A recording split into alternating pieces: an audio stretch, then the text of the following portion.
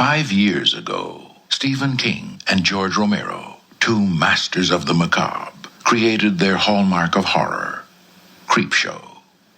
Many would argue that nothing of significance has happened since. Until now. Maybe you don't get out much. Oh, this is crazy. This is totally crazy. Maybe you're always running late. I gotta go. Or maybe you just have other things on your mind.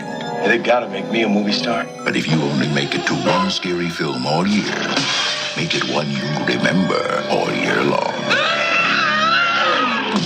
Creepshow 2. If you like movies that will keep you stuck to your chair. Stephen King and George Romero have conjured up an all-new Creepshow. No! That's impossible! Just for you. I mean, what is it? I don't know. So don't just sit there. I'm gonna swim for it right now. Walk. Run. Swim if you have to. I got you! But whatever you do, don't take your time. Because the scares come twice as quickly in I beat you. Creepshow 2.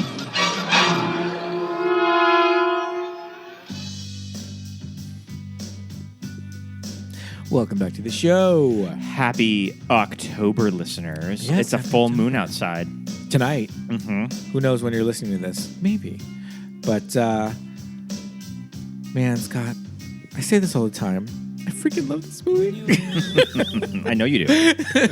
This movie's insane, and I can't wait to talk to you about it. Listeners, I can't wait for you to hear about it. My name is Pete. And I'm Scott, and these are the movies that made us scary. Yes. Another October movie.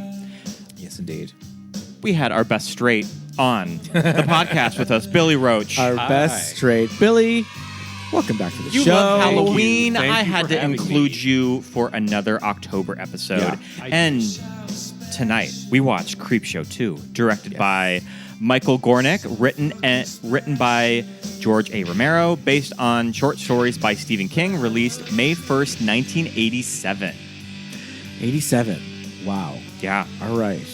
The original Creepshow came out in, what, 1980? No, later than 83? that. Yeah, Okay. I want to say 83. 83. Yeah. That I sounds right. knew that as soon as I decided that we were going to be doing Creepshow 2 for an episode on the podcast, that you had to be a guest on this. Because I know that you love this movie. I We do. have watched this movie at your house during the month of October. We have, yes. I feel like this is also a movie that is just randomly on at Halloween parties that I've gone to. Yeah, that makes sense. Mm-hmm. Yeah. I mean, it's a fun movie to just kind of have in the background. I mean, you could be talking, and then you turn over and, like, look at some craziness happening on the screen, you know. And you don't have to really follow it too much. It's just a fun movie. Yeah, absolutely. I mean, some segments we like more than others. Oh, absolutely. But there's only 3, though. There's only 3. I mean, that's Shortened to Creepshow 3. 1 has 5. Five, yeah. So I was reading that Creepshow 2 only contains 3 segments instead of the 5, and there was 2 additional stories called Pinfall and Cat from Hell that were set to appear in this movie but were scrapped due to budgetary reasons. But Cat from Hell apparently shows up in Tales from the Dark Side, the movie. It's in Tales Yeah. from the Dark So Side. it was later repurposed for that. Tales from the Dark Side, the movie starring never seen it. Debbie Harry Oh, God. and You should. Oh, you got it. James Remar. We love James gotta Remar see on the God, podcast. you will die. That James Remar and Ray Don Chong segment. Oh, yeah. You will die. It's so good. Like, I don't even want to say anything. Yeah, I know. Like, Me I too. don't We'll wanna watch say it. We'll watch it this month. Yeah, I want to see like how you like react. Like, I almost to it. blurted out the twist, and I was like, I don't want to say anything. I'm excited for And it. the Debbie reveal. Debbie Harry is like in the wraparound story. She's like this Hansel and Gretel like witch. Oh, I thought that you were going to say that she was dating the Crypt Keeper. like mean- the Crypt Keeper side piece. Because I could see the Crypt Keeper like swinging Debbie Harry. Oh yeah, absolutely. But I mean, Tales from the Dark Side. It's like it's its own. Not quite It's Tales not from the Tales from the Crypt. Crypt, no. It's another Tales. This is Right. Christian Slater, also, right? Yes. Yes, Christian. And Christian Slater. Julianne Moore. Yeah. Christian Slater, Julianne Moore, and I think Steve Buscemi are in the Mummy I think one. they're all in the Mummy Yeah. one What together. a cast. Wild. And you haven't seen it. Yeah. Okay, You got we'll it. watch You keep it. saying no. You keep telling me you hate it. Just kidding. He doesn't do that. So, I did not grow up on Creepshow 2. This was a movie introduced to me by you. Yes. You're welcome. And and you know what? I have only seen Creepshow 2. I have not seen We Creepshow haven't 1. seen Creepshow 1. We have and not I know found- that found- generally found it. fans tend to think the first one is stronger, but I do see a lot of love with For this, this one, yeah. Primarily because of the second section of the raft. And the third. And the third, yeah. I mean, I think Creepshow 2 is more memorable. Like, there's some good stuff in the first one, but I've seen Creepshow 2 a lot more, and I think I saw it before I saw the first one. I did too. Yeah.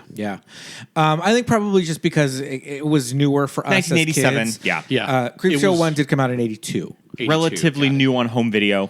It was right in my wheelhouse at that age. Yeah, You know, absolutely. like I was a little too young for Creepshow. Would Right, this be right. rerun on premium cable? I think so. With, like, Showtime or I HBO? feel It was just- like an HBO. Just have Yeah. this? Yeah. Like when I was a kid, we had HBO. I'm pretty sure. Yeah, and we saw would get it off and on, and so we would get premium channels off and on. So it'd be like, it'd be on Max or HBO or whatever. Cinemax, I mean. But the good old fashioned anthology horror movie. I love that. Yeah. Yeah, man. I can't. I mean, they just don't make them that No, much anymore. yeah. I mean, the last one that really stands out to me is Trick or Treat. Sure. Right. And I mean, Trick or Treat was a movie that did not do that well financially when it came out. And then it just kind of got this big cult status all these years later. You have Shudder, right, Billy? I do. Yeah. Have you watched? We just got Shudder today. I love it. I was gifted Shudder. Okay. And I just keep renewing it because it's just so much fun. The Mortuary Collection. Did you watch that one? No. That's an anthology movie that was, I want to say it was a Shudder original. I could be wrong, or it just went directly there. But that's an anthology, and it was released in 2019. And I really enjoyed it. I feel like it kind of felt like a throwback to these 80s horror anthology movies. And I recommend that one. They as did a something newer in the one. early 2010s, VHS. Wasn't that kind of VHS's deal? VHS is Yeah. Yeah. That series is still kicking. Sure. There's a Really? new one, Well, oh my I think God. that just came out not this year called DVD? like VHS 94. Is it on something streaming like or that. something? I think they've become Shudder originals. Sure, and I feel like yeah. Shudder kind of specializes in anthology horror now. I watched an episode of the new Creepshow. Ooh, which one? It's the one with Ethan Embry, Okay. which is I think the opener of season 3. Oh, There's okay. like a plant. The dead ex-wife in the yard. yeah. Okay, I watched I think most of season 1 of the Creepshow. Okay. The second Series. segment of that episode is insane. It proposes, what if Taylor Swift was a alien? Or like, Is but we're not Taylor talking. Swift an We're, alien? Yeah. we're not talking like. We're talking like Queen Alien. Queen Alien. like Okay. Queen Xenomorph. Yeah, kind of okay. a thing. like Xenomorph. So I was just like, oh, okay. So this is where this is going. Kind of wild. I feel like the season 3, what we watched, felt a little. It was giving a little Erie, Indiana. It was Yeah. giving a little like almost like a Nick Yeah. kind of a show. It's still interesting. I'll but, keep watching it. I mean, Yeah, we'll watch more. I need to get back into it because there were some segments of obviously that are going to be better than others, but it's still enjoyable. It's Yeah. it's fun. You quick, just put it horror on. anthology. Yeah. Exactly. Yeah. There was one in like I want to say 2015 that was really good actually. It was called Tales of Halloween. okay. I don't know That if sounds either. familiar. okay, it was- I it was remember pretty Tales good. of Halloween. Yeah. It was an anthology. That was I take it back because I think that came out after Trick or Treat. Okay. So it's slightly newer, but that was really fun. And I think that was an early movie of when stuff was starting to be put on stuff like iTunes for rentals, like immediately. Yeah. I think. Yeah. Okay. Okay, but going back to the 80s though, like I feel like Stephen King really had the corner market on Yes. these anthology movies. Yeah. With like Cat's Eye, was right around this time. Cat's Eye I think it had 3. Cat's Eye had a fucking scary one about mean- like quitting smoking. That shit was wild. I mean, there's a whole like, if you're into Stephen King, there's a whole like section of Stephen King writing that's all shorts. yeah, Yeah. yeah. Yeah, he Skeleton puts Crew out and all quite a that, few yeah. like little anthology series, Nightmare and Dreamscapes. Yeah. Which one is The Mist on? Oh, I don't know. There's so many. Is It's it like like- you have to like look it up, Yeah, I don't know. which I'm not doing. Not going to do it. If only there was a way for us to look it up.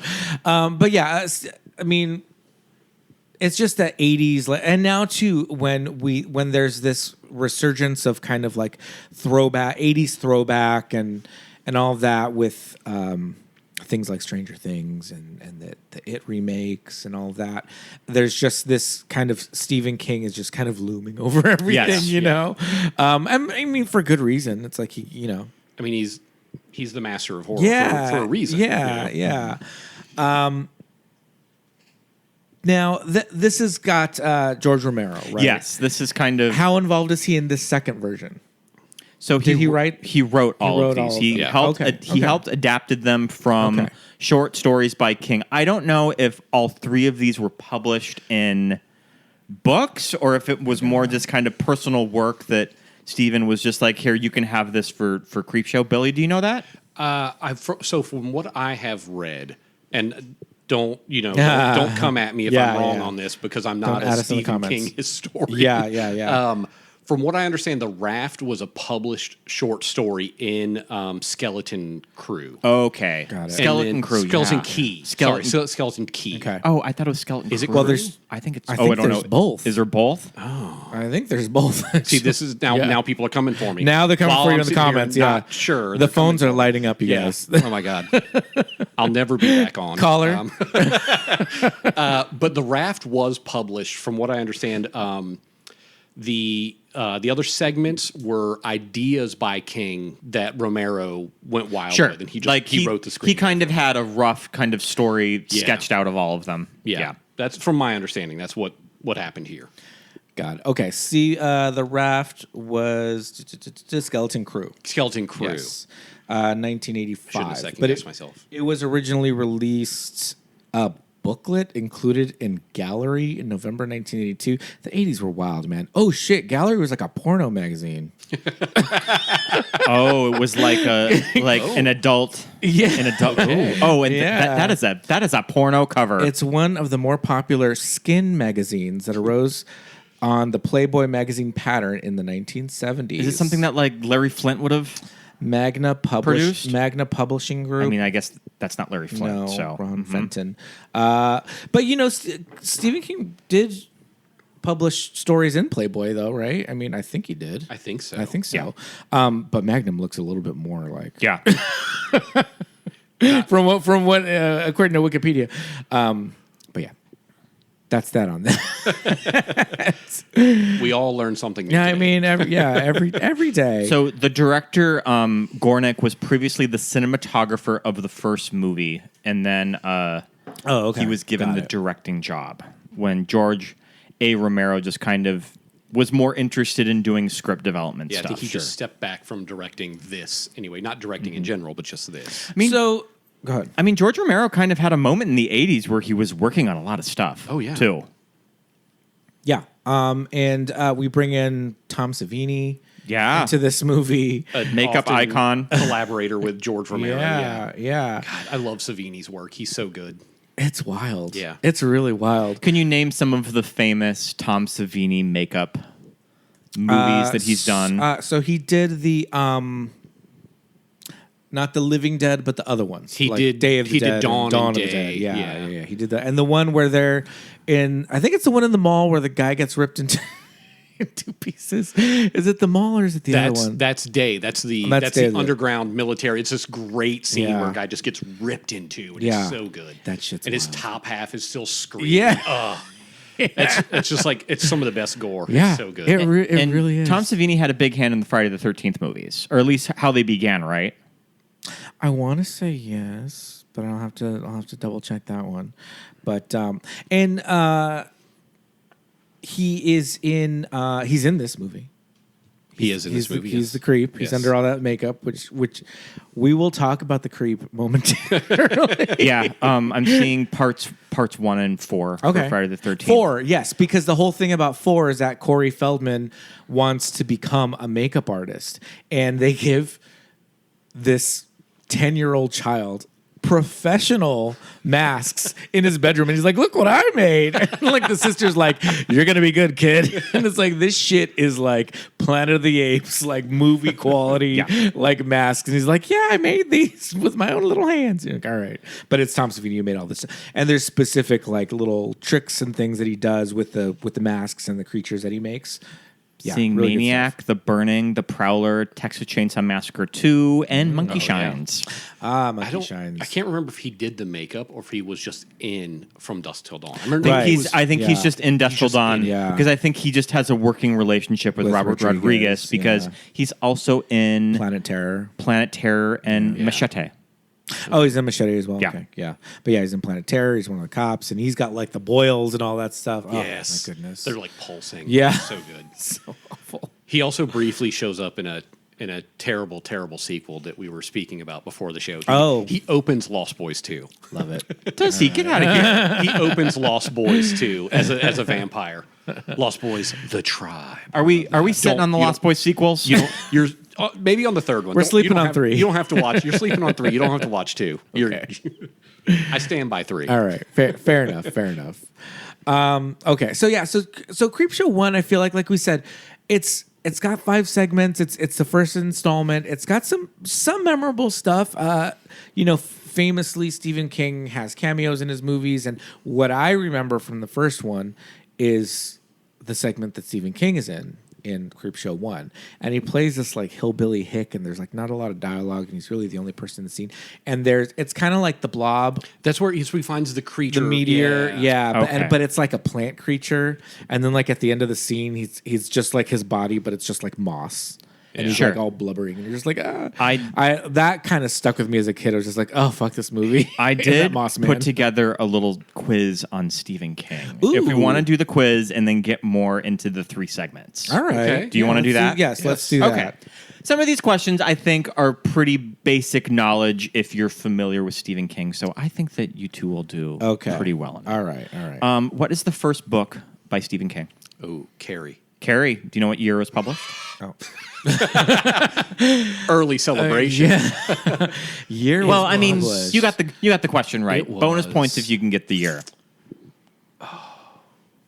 And I was just looking at this the other day, and I cannot remember. So the movie was 76. 76. Mm-hmm. Okay. So like early 70s. So, yeah, I 73, don't know. 1974. 24. Yeah. Okay. All right. I mean, he always likes to tell that story of that he put his manuscript or the draft that he was working in the trash. Oh, yeah. Because he got frustrated and his wife fished it out for him and said, "You need to finish this." Yep. What year was the book It published? Oh my goodness, back with the years. I'm gonna guess and say 83, 4, 3. 86. Oh, 86. See, I was going to go now. earlier. Who's the character in? You're gonna go earlier. I was going to go like 81. Who's the Okay, character see. in Creepshow that's reading it? Oh, it's the I know that. Oh God, I can't remember the character's name, but it's the male, the gigolo. Yes. It's the gigolo. He's the I gigolo. love that. I love that this gigolo Yeah. is fully reading it. Yeah. It's on his nightstand. It's just like above his head. One of my favorite books. I love it. Yeah. Yeah, it's a good one.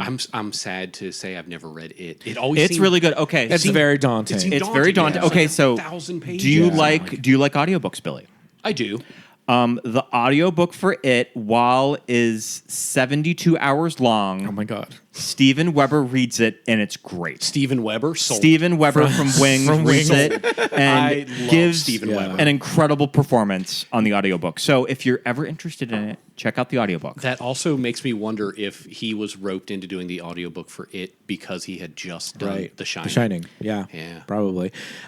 His performance on it is really good. His performance in The Shining was really good. Mm-hmm. I really enjoyed his take. Absolutely. Well, I read it, but I read it on my Kindle because I don't know that I could carry that It's a Bible around. It's a tome. Yeah, it's a like- tome. I mean, it's huge. Is there more of a mood than the Stephen King paperbacks from the 80s, the covers? Oh, those Those are the covers best. are amazing. Yes. The it hand, like, out of the in the sewer. little like The demon fucking hand. cat on Pet Cemetery used to scare the shit out of me. Yeah, that yeah. big fluffy Persian cat on Yeah. the cover of that book. Yeah. Oh. Okay, so you mentioned The Shining. Yes. What hotel was the inspiration for the book The Shining? I know. Do you know what it's called? I know what it's called. Yep. It is called the Timberline Hotel. Am I right about that? I'm seeing the Stanley Hotel in Colorado. Oh, the Timberline is what the movie hotel Yeah. Yeah. is based on. I've been to the Timberline, Yeah. which was what I was They thinking. did. that's the They movie did some hotel, like yeah. exteriors of the Timberline, and then most of it was done on a crazy lot in England. No. Okay. I messed up that one. In the book The Shining, But I was sort of right. in the book The Shining, speaking Yes. of The Shining, what is Jack Torrance's weapon of choice in the book? In the book. Croquet mallet. Yep. Yeah, It's I a roque mallet or an Americanized Roque, version yeah. of croquet. Yeah, it's roque, but Yeah, it's, just that Jack Nicholson with the axe. Yeah, just yeah. I was like, engraved in axe. my Oh, head. wait, no. Yeah. No. yeah, and he beats the hell out of Wendy with this mallet in the Oh. book, and you're like, oh my god. But Wendy makes it out of the book, right? But because it's a mallet. because she's but in he, Doctor like, Sleep. Beats Okay. her up with it though. You're like, oh my lord. Yeah, yeah. She makes it. What is the highest grossing Stephen King book turned to movie? Wait, okay. Like in terms of the movie, made the most made money. the most money. The movie. Theatrical. Don't think too hard on it. I mean, was it one of the It's or was it It was it. You know What which was one? probably chapter one? It was chapter one. Yeah. Yeah. 850 million. That movie made a lot of money. 850. That's 850 million. Wow. It was big news. I think that we saw it chapter one in the theater like 3 times. Really? Yeah. We saw it twice for sure. We may saw have it seen twice. A third time, yeah. We sat in the audience with Elijah Wood at the Vista. I remember once. We looked over and was like, oh shit, there's like Elijah Wood sitting right there. Yeah. And then when we were wandering around the Santa Anita Mall one day, we saw that it was just playing, and we are just like, do you just want to use one of our A-list passes to go see it right now? We're not doing anything. So Yeah. we sat through so then that was the third time. sat then? through 2.5 hours of it again. Because we Yep. saw it in the dome the Just first a time. leisurely 2.5 hours. You know, whatever. You know, we've got time. The second movie is kind of a mess. I like the cast of it, but I mean, Yeah, it's a good that cast. book, when it Yeah. comes down to it, is kind of unadaptable towards the end of it. So I mean, that's a lot of King's work, though. Yeah, a lot of it, yeah. It's crazy that so much of it has been adapted because a Right. lot of it seems like something that can't be adapted. Well, and they changed so much of Yeah. them. Well, they have to Yeah. if you're going to make it into a film because Yeah. nobody has the kind of time for that. Like it'd have to be a series, Right. you know? Right. Unless I read the plot synopsis for Cujo, which I could just read that book because it's not very long, and I was like, that it seems short. I was like, that's all there is. That they're pretty much in this Pinto for like the entire movie. This is wild. That was very. Have you early never on, seen though. Cujo? I've not seen it in I want to say 25. I've never seen or Cujo. 30 years. we love Dee Wallace in the show. Yeah, I feel like I was a little small child and it was on, and it was like, oh, Yes. this And the is little really boy scary. is our buddy It's from Danny Pintaro. Danny Pintaro, yep. From Who's the Boss? What is the highest rated Stephen King movie on Rotten Tomatoes? It is Oh, easy. what? Shawshank. Nope. Green Mile. Nope. Damn. Green Mile. Surprisingly Okay, low on that list. we're I was kind of talking- surprised. we're talking Really? Rotten Tomatoes. I thought it might be in the top 5, but Okay. I think it was Tomatoes. just outside of it. So, Misery? No. Close though. Best Actress. Dolores Claiborne. This is 93%. 93% On Rotten Tomatoes. Carrie. Carrie. Oh, okay. It is followed by Stand not By in Me those. at 92%. And yeah, I was kind of surprised that the Green Mile was kind of in the low 80s, and that got like a Best Picture nomination. Yeah, you got Yeah. Tom Hanks in there giving a hell of a performance. Okay, Yeah, I'm curious to yeah. see if you two get this. All What right. is the lowest rated movie on Rotten Tomatoes? It is 0%. Thinner. Maximum Overdrive. Ooh. No. Okay, so this is from 1990. Oh, 1990. It is a series of shorts. I have never seen this. It's a movie and it's a series of shorts from Yeah. 1990. I didn't know that it was this. It was not well received. Gosh. It is Graveyard Shift. There's a Graveyard Shift movie? I guess I completely. I think I've seen Great. Wait, is that the one with the rats? I forgot it was shorts. I don't know. Oh, gosh. Isn't it? I just assumed it was shorts. Is it not? Well, because Graveyard Shift, I the think book Graveyard is, Shift but I is- think they just adapted Oh, the they story. just did one. They just did one into- story. Yeah. Okay. And it's like massive rats. Yeah, that's the Yeah. one with the big rats. Yeah, yeah. That shit is wild. So That movie's wild. you mentioned Cujo earlier. What kind of a dog was the inspiration for Cujo? What kind of dog is he in the book? I don't know about the movie because I have not seen the movie. It's the same in the book and the movie. and it is a Saint Bernard. St. Bernard. I was reading that it was inspired from an experience that King had when retrieving his motorcycle from a repair shop in Maine the summer of 1977. And in the junkyard, there was a really angry dog that did not like King and said it was the biggest St. Bernard he'd ever seen in his life. And that's what led to the inspiration for Cujo. I have seen some like Instagram like memified images of there's pictures of a stunt guy in the St. Bernard costume, I love that. and it's wild. I have not It's seen that. insane. He's just like standing up. He kind of looks like what was Big Bird's friend? No, wasn't there a big dog like, in the opening credits of Sesame Street? Gosh, I'm really dating myself. Oh, I don't know. There was a dog at one point. Listeners, trust me. I'm not talking about Snuffleupagus. There's a big, crazy dog. I will look it up as we're talking. All right, keep going. We're going to finish this quiz on cameos in Stephen King movies. Okay. I'm going to name the movie and see if you can remember where he is in the movie. Okay. Maximum Overdrive. Okay, yeah. He, God damn it. Okay, I know he's in this movie somewhere. Is he dead? That's my That's your Yardley Smith? That's my Yardley Smith. Is he at the ATM and the ATM says eat shit or something? Yeah, he's the man at the bank.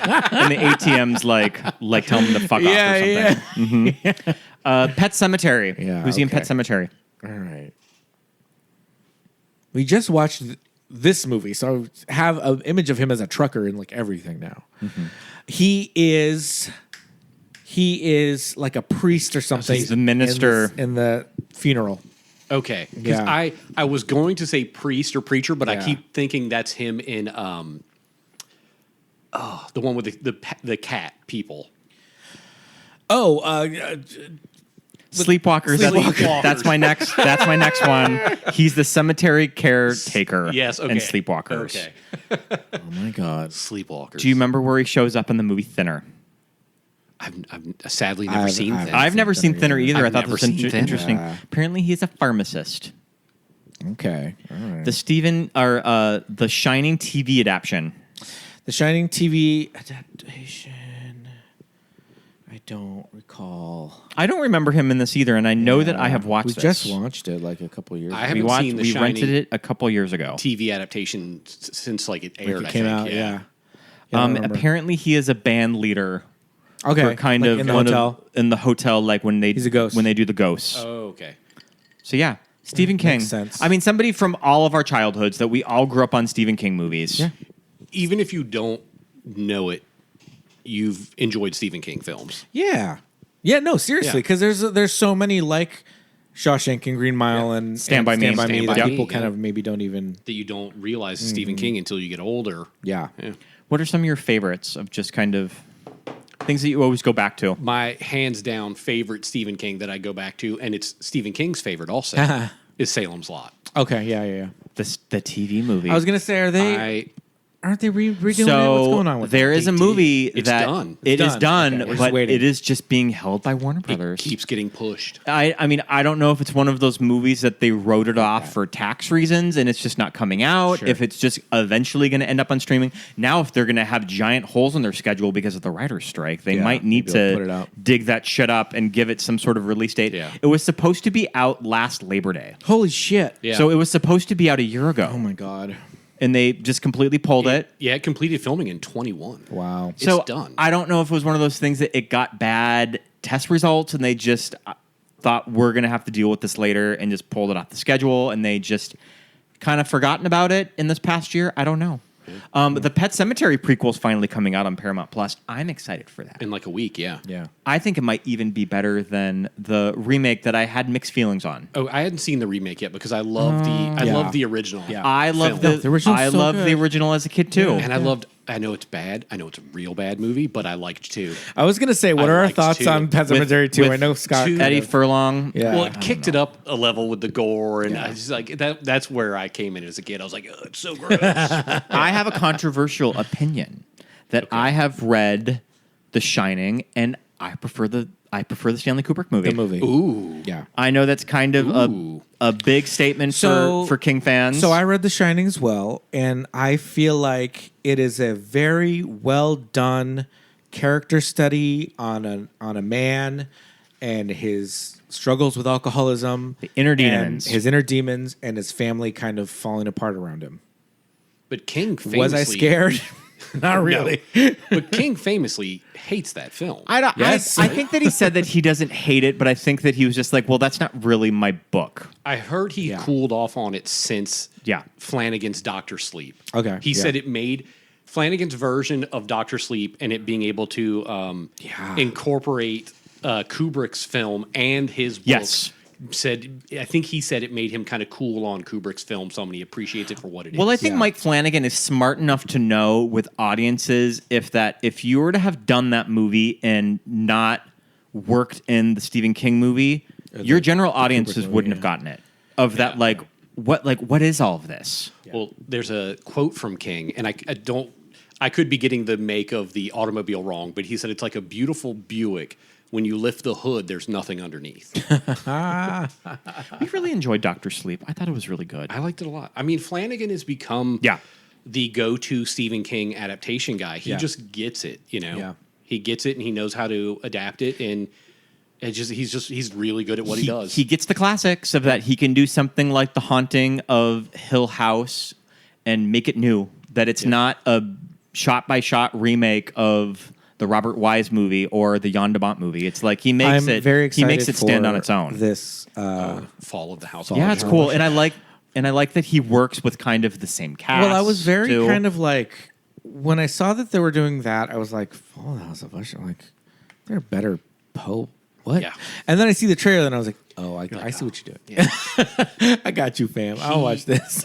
He released last year the Christopher Pike anthology series, Midnight Club, yeah. which was really fun. Like just like most anthologies, some are better than others, Yeah. but I really enjoyed Midnight Club, and that was speaking of kind of what we were talking about earlier. Yeah. It's a good throwback to like the 80s. Absolutely, yeah. Well, I think it's actually early 90s. the Sure. Midnight Club, but it has that feel. It does. And it's just done really well. A lot of great like young actors who some are now in the Fall of House of Usher. Yeah. Oh, okay. He works with Yeah. the same people a lot. I mean, Haunting of Hill House on Netflix was a moment It, that we were all talking about it. yeah, I loved Haunting of Hill That House. there is a jump scare in that Pete was watching with me, and I know that he had seen it, and you knew it was coming. Yeah. Is and- it In the car. the neck lady in the car? And the shrieked out car loud. just comes out Like, in between them. Screamed out loud. Yeah. Yeah. That shit was insane. I love that, and I just absolutely. I mean, because you know how I am with vampire media. I absolutely just like voraciously consumed Midnight Mass.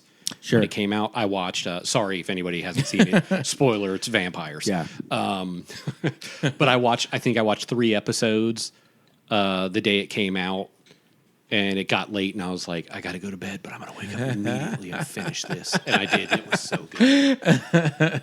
But also kind of feels not very watched it yet. reminiscent of Salem's Lot. Okay. It's got that vibe. Like Sure. it's Flanagan kind of channeling King. Right. And it's just really good. Make vampires scary again. But this Salem's Lot adaptation that's shelved, maybe. Yeah, is I don't like know. the- I mean, give us that. I is now almost the third. take I on almost Salem's think Lot. that I mean, you never know. I think that with the writer's strike, they're probably just going to need content for Yeah. something to come out. Yeah, So fingers crossed. I mean, all Fingers that crossed. shelved Warner Brothers stuff might come to light for all we know. All the Batgirl controversy. we just That's need what to. I was we just just need to thinking. fire. We just need to Yeah. fire that CEO. yeah. seriously, he'll be gone soon. They're never there for that long. Yeah. All right. All right, Let's Creep get Show to 2. talking about Creepshow. Creepshow 2. So we should probably talk about these segments. The first segment is Old Chief Woodenhead. Well, before we talk about Old Chief Woodenhead, I want to talk about the wraparound. Sure, the wraparound. Yes. It starts off live action.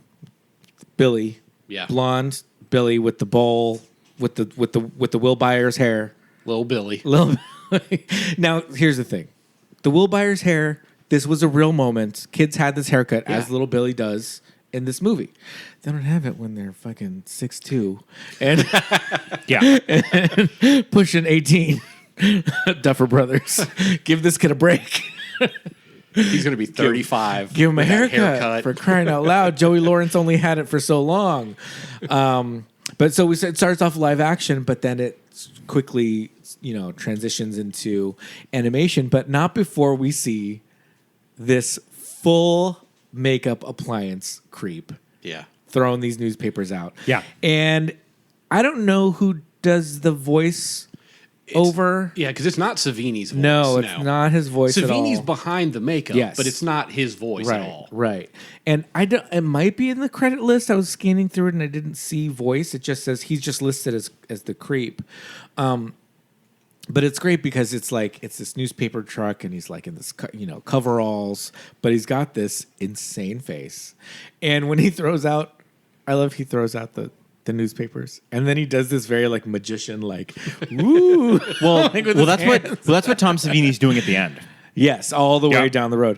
But I think also because it's about to transition into animation, and animation, these It's gotta look characters- lively Yes, and- a little bit more. This animation is giving me definitely 80s Saturday morning cartoons, but Yeah. also a little 90s because I remember the Tales from the Crypt cartoon show. It's kind of an Tales from the Crypt Keeper. Tales from the Crypt Keeper. Yeah. Kind of gives me that a little bit. Yeah, see, I was getting Full Metal vibes. Yeah, Yeah, we're getting definitely heavy metal. Heavy Definitely, metal, so sorry. yeah. Or the Hobbit yeah. animated film we were talking The about. backsheet Little style, backsheet, yeah, sure. of animation.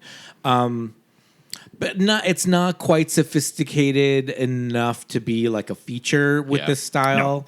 But it's so moody because there's like this score that's behind it that's kind of like electronic kind of keyboardy. Just like a couple steps away from like Tangerine Dream. Yeah. Sort of. Yeah. Yes, absolutely. And it's just that whole like minor key spooky music Yeah. stuff. But I don't know, something about that score and the animation style. Les- It's just Les Reed, that's who did the score did for the this score. movie. Okay, I okay. did a double take when I saw Les Reed as the score because I was not fully paying attention over the credits. Sure. And I was like, Lou Reed. Yeah, I thought the I same it said thing. Lou Reed, and I was like, oh, I had to rewind it because Lou Reed was going in my notes. And then Yeah, I was you're gonna be like, it's what not Lou the Reed. hell? It looks like Les Reed was a successful songwriter in the 1960s. Okay. That he wrote some big pop hits, apparently. All right. But this, from- this from opening's England. a mood, though. It it's- really because is. you start with this live action creep, and then only bits and pieces of it are Yeah. animated until it becomes fully animated. Right, like right, he throws right. out the comic book, Yeah. and then it flies almost like a bird or a butterfly animated. Flaps, yeah, yeah. And then the creep turns, and then before you know it, the whole thing is animated. It's kind of wild. Okay, so George Romero talks about kind of growing up on comics like this. Okay, so that's a Two. big thing. The old EC the comics. EC comics, yeah. exactly. Yeah, Yeah, yeah. And like, I think he even talked about Amazing Stories. Yeah.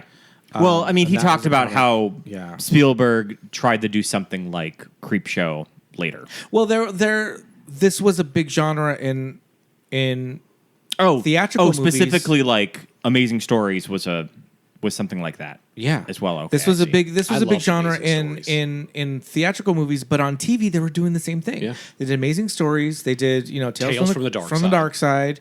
Yeah, there was a Tales from the Dark Side. When I tell you that I'm still scared. Of the opening? Well, yeah. Okay. When I was a kid, Frightening. if Tales from the Dark Side came on, Yeah. that opening theme, Yeah. I Enough. would run to the other room. I could not take it. That opening theme is creepy. Yeah. Just pull it up on YouTube. It's- Listen to it's it. awful. Yeah. It is creepy. There's an episode or a segment, and it's winter, and it's Christmas time, and it's snowing, and this grandpa is telling the children about this monster and how you can hear it because it's like flaps its wings and like all this stuff, and then at the very end, like you start hearing, he's like, there it is, and there's a storm and all that, and I forgot what the monster's called. I think it's called like the Grither or something, and like finally at the very end, like the monster like shows up and it's real, and it scared the living shit out of me. I was young, I'm like 7 or 8, and I don't know why I'm watching this, but to this day still scared. But yeah, it was even on TV they were still doing these shows. Amazing Stories was a little bit more, It's a little more family friendly. It Amazing wasn't Stories was more fun. They had some that I think kind of leaned creepy, not Yeah, quite yeah. horror, but Yeah. then they do a fun one. Yeah. You know, it was, I liked Amazing Stories. It was, sci-fi, like very science Tales of fiction, the yeah. Fantastic. But I think a big thing with all of these comic books was that they were morality tales for the readers, that bad people usually get their comeuppance in these stories. I mean, in this Yeah. movie, that's for damn. But yeah, just For kind damn of sure. like, I mean, it's supposed to teach kids kind of right and wrong Yeah. through these Yeah. like horror shorts. Right. Yeah, and I feel like those comics weren't really around like in the 80s and 90s, or maybe they were, but we weren't reading them. I wasn't reading Yeah. it because I mean, superhero comics like they are now were Yeah. a bigger thing in like the 80s, 90s. But I think they were a big thing in the late 50s, early 60s. Yeah. Probably inspired Romero quite a Yeah, bit. absolutely. And I want to say it was the EC comics and like the horror comics that started the whole debate, like the Congress getting involved, and they have that's why we have a comics authority code or comics code yeah. authority. Sure. Yeah. Because they thought ratings these board. things were like immoral. Yes. Yeah. We were talking about that with Lisa Wilcox today. Yeah. Because there's a character in Nightmare on Elm Street 5 that draws comic books. Yes. And we were talking about if that was like a thing with parents talking about how in the 80s and 90s it was video games. Right? Yeah. It was video games that parents were saying like this is going to like desensitize your It kids. was and turn them animation into- and video games. It was Yeah. Mortal Kombat and Beavis and Yes. Butthead. Yeah, It was- absolutely. Yeah. Yeah, Mortal Kombat was like Yeah, that was a big deal. You're ripping So hearts out and controversial. spines. There's I mean, blood everywhere. Yeah. some of these new Mortal Kombat shit. I do these fatalities and I'm like, are you Oh fucking my kidding God. me? You're watching every bone crunch and like the spleen explode. Wild. Do you have the new game where you can play Superman? The Oh, that's- Injustice yeah, series, Injustice, yes. they're not even I mean, new, if, but- if Superman's in it, I'm gonna check it out. Yeah. Although I've kind of just a quick aside, and I promise I won't turn this into a Superman episode. I'm tired of evil Superman. That's it. I'm just gonna put it there. I'm tired of it. It's not Yeah. original. It's not clever. Yeah, totally. You just because you think the character's boring and you can't write him, I'm over it. That's funny. Take that. But yeah, Injustice is fun. But their fatalities are not nearly as wild as Mortal Kombat. No, they got censored by Warner Brothers. Yeah, like where yeah. Mortal Kombat's just We wild. can't see just- Superman get his head ripped off. Yeah. No, no. Yeah. But okay, so we've got our animated or live action that goes to animation intro, and then the creep he's delivering these comic books, so he's kind of showing us what's in this issue or whatever, and so we go right into Chief Woodenhead. Old Chief Woodenhead. Okay. So And I think this is our kind of our bottom yeah, of the three. If you're gonna rank all of them. But just a quick aside before we jump right into Old Chief Woodenhead. Yeah. When the truck pulls up and it says Maine, Yeah. is this supposed to be dairy? I mean, maybe. I guess so. Yeah. But I know King isn't like dairy specific. Right. I know he There's- does all like little towns Like in Castle Maine. Rock, I think, is Castle another Rock, yeah. you know, Salem's Lot. Yeah, So yeah. I'm like, okay. But like my immediate reaction when I saw the name is Sure. like, ooh, dairy. Yeah. Were I you got trying to excited. look? Were you trying to look for the theater from It? I can't remember what the theater in the book is named. Yeah, I don't remember. What But this it's called. seems almost a little smaller than dairy. It's Yeah, like a It's, this is a one-street small town. town. Yeah.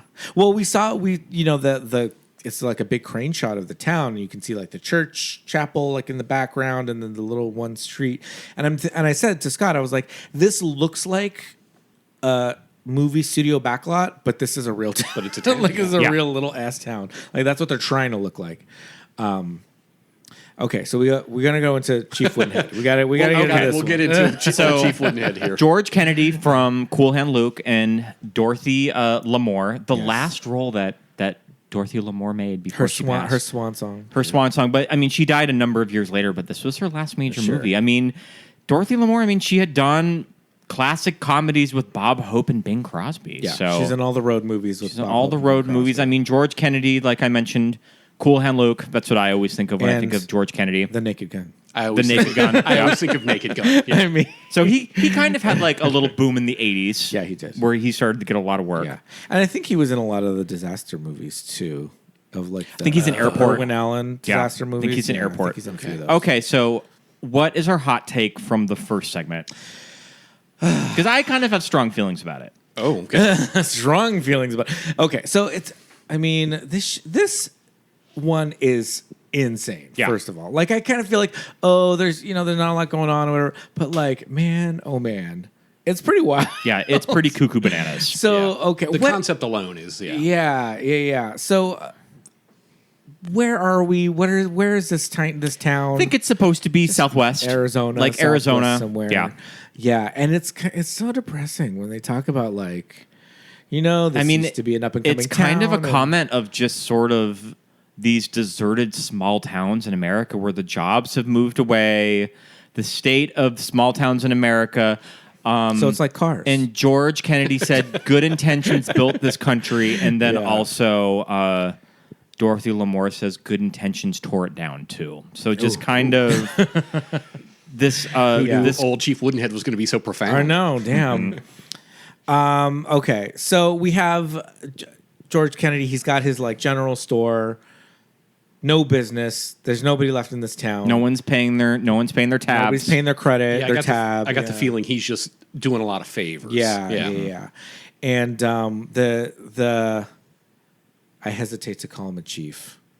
I don't want to step on any toes here. What is the character name? The elder Benjamin Whitemoon. Yeah. Yeah. That comes in with First time we see Benjamin Whitemoon, the thing that stuck out to me, I was like, "Oh, Benji Whitemoon here can't cross the street. He has to get in a car and be driven across the street." He's being chauffeured around by his nephews. Yeah. yeah. That stuck out to me like a sore thumb. I was like, "Oh, you couldn't just like walk 30 I mean, feet." but Yeah. even just the line delivery of Dorothy Lamour of when she's just like pulling up in a limousine. Yeah. Yeah. She's like, really? But you know what? This dead town. What I give this section credit for is I think that they're definitely going for something here. That they're trying to kind of comment on the state of America, what these people's relationships are to the Native community. Right. And growing up in Montana, I would see casual racism to Native Americans all the time. Right. Yeah. That it's just something that you definitely dealt with. And I have listened to kind of offhanded comments like this from family members. So it is definitely something in America. Does this section land everything that it's doing? I don't think so. But I admire that it's trying to say something. Sure. Though. Sure. But he has his little bundle of collateral, right? Kind of to tell George Kennedy, like, I'm not going to pay you back right now, but hold on to this, and we're going to pay our tab at some point. Yeah. Later on, they say that there's $10,000 in turquoise and silver. That's a lot of turquoise. I mean, turquoise is expensive, but is it that expensive? Has turquoise declined? Yeah, Like that didn't. Seem it didn't look like that much. Didn't seem like that much. Like, how much is silver worth? Silver Yeah. worth a lot. Silver is expensive, right? You guess? Silver can be expensive. Yeah, okay. I guess silver and turquoise. Silver is and the- combined, yeah. You get yourself down to the Pomona Fair, you're gonna make a pretty penny on this little bundle here. But soon we get kind of hit up by the local street toughs, and we were talking about this. And one of them is it's the son of is it Benjamin's son? I think it's Benjamin's son. Okay. Or Sam Or nephew. whose name is Sam Whitemoon, who is Yeah. played by Hoyt McElmy.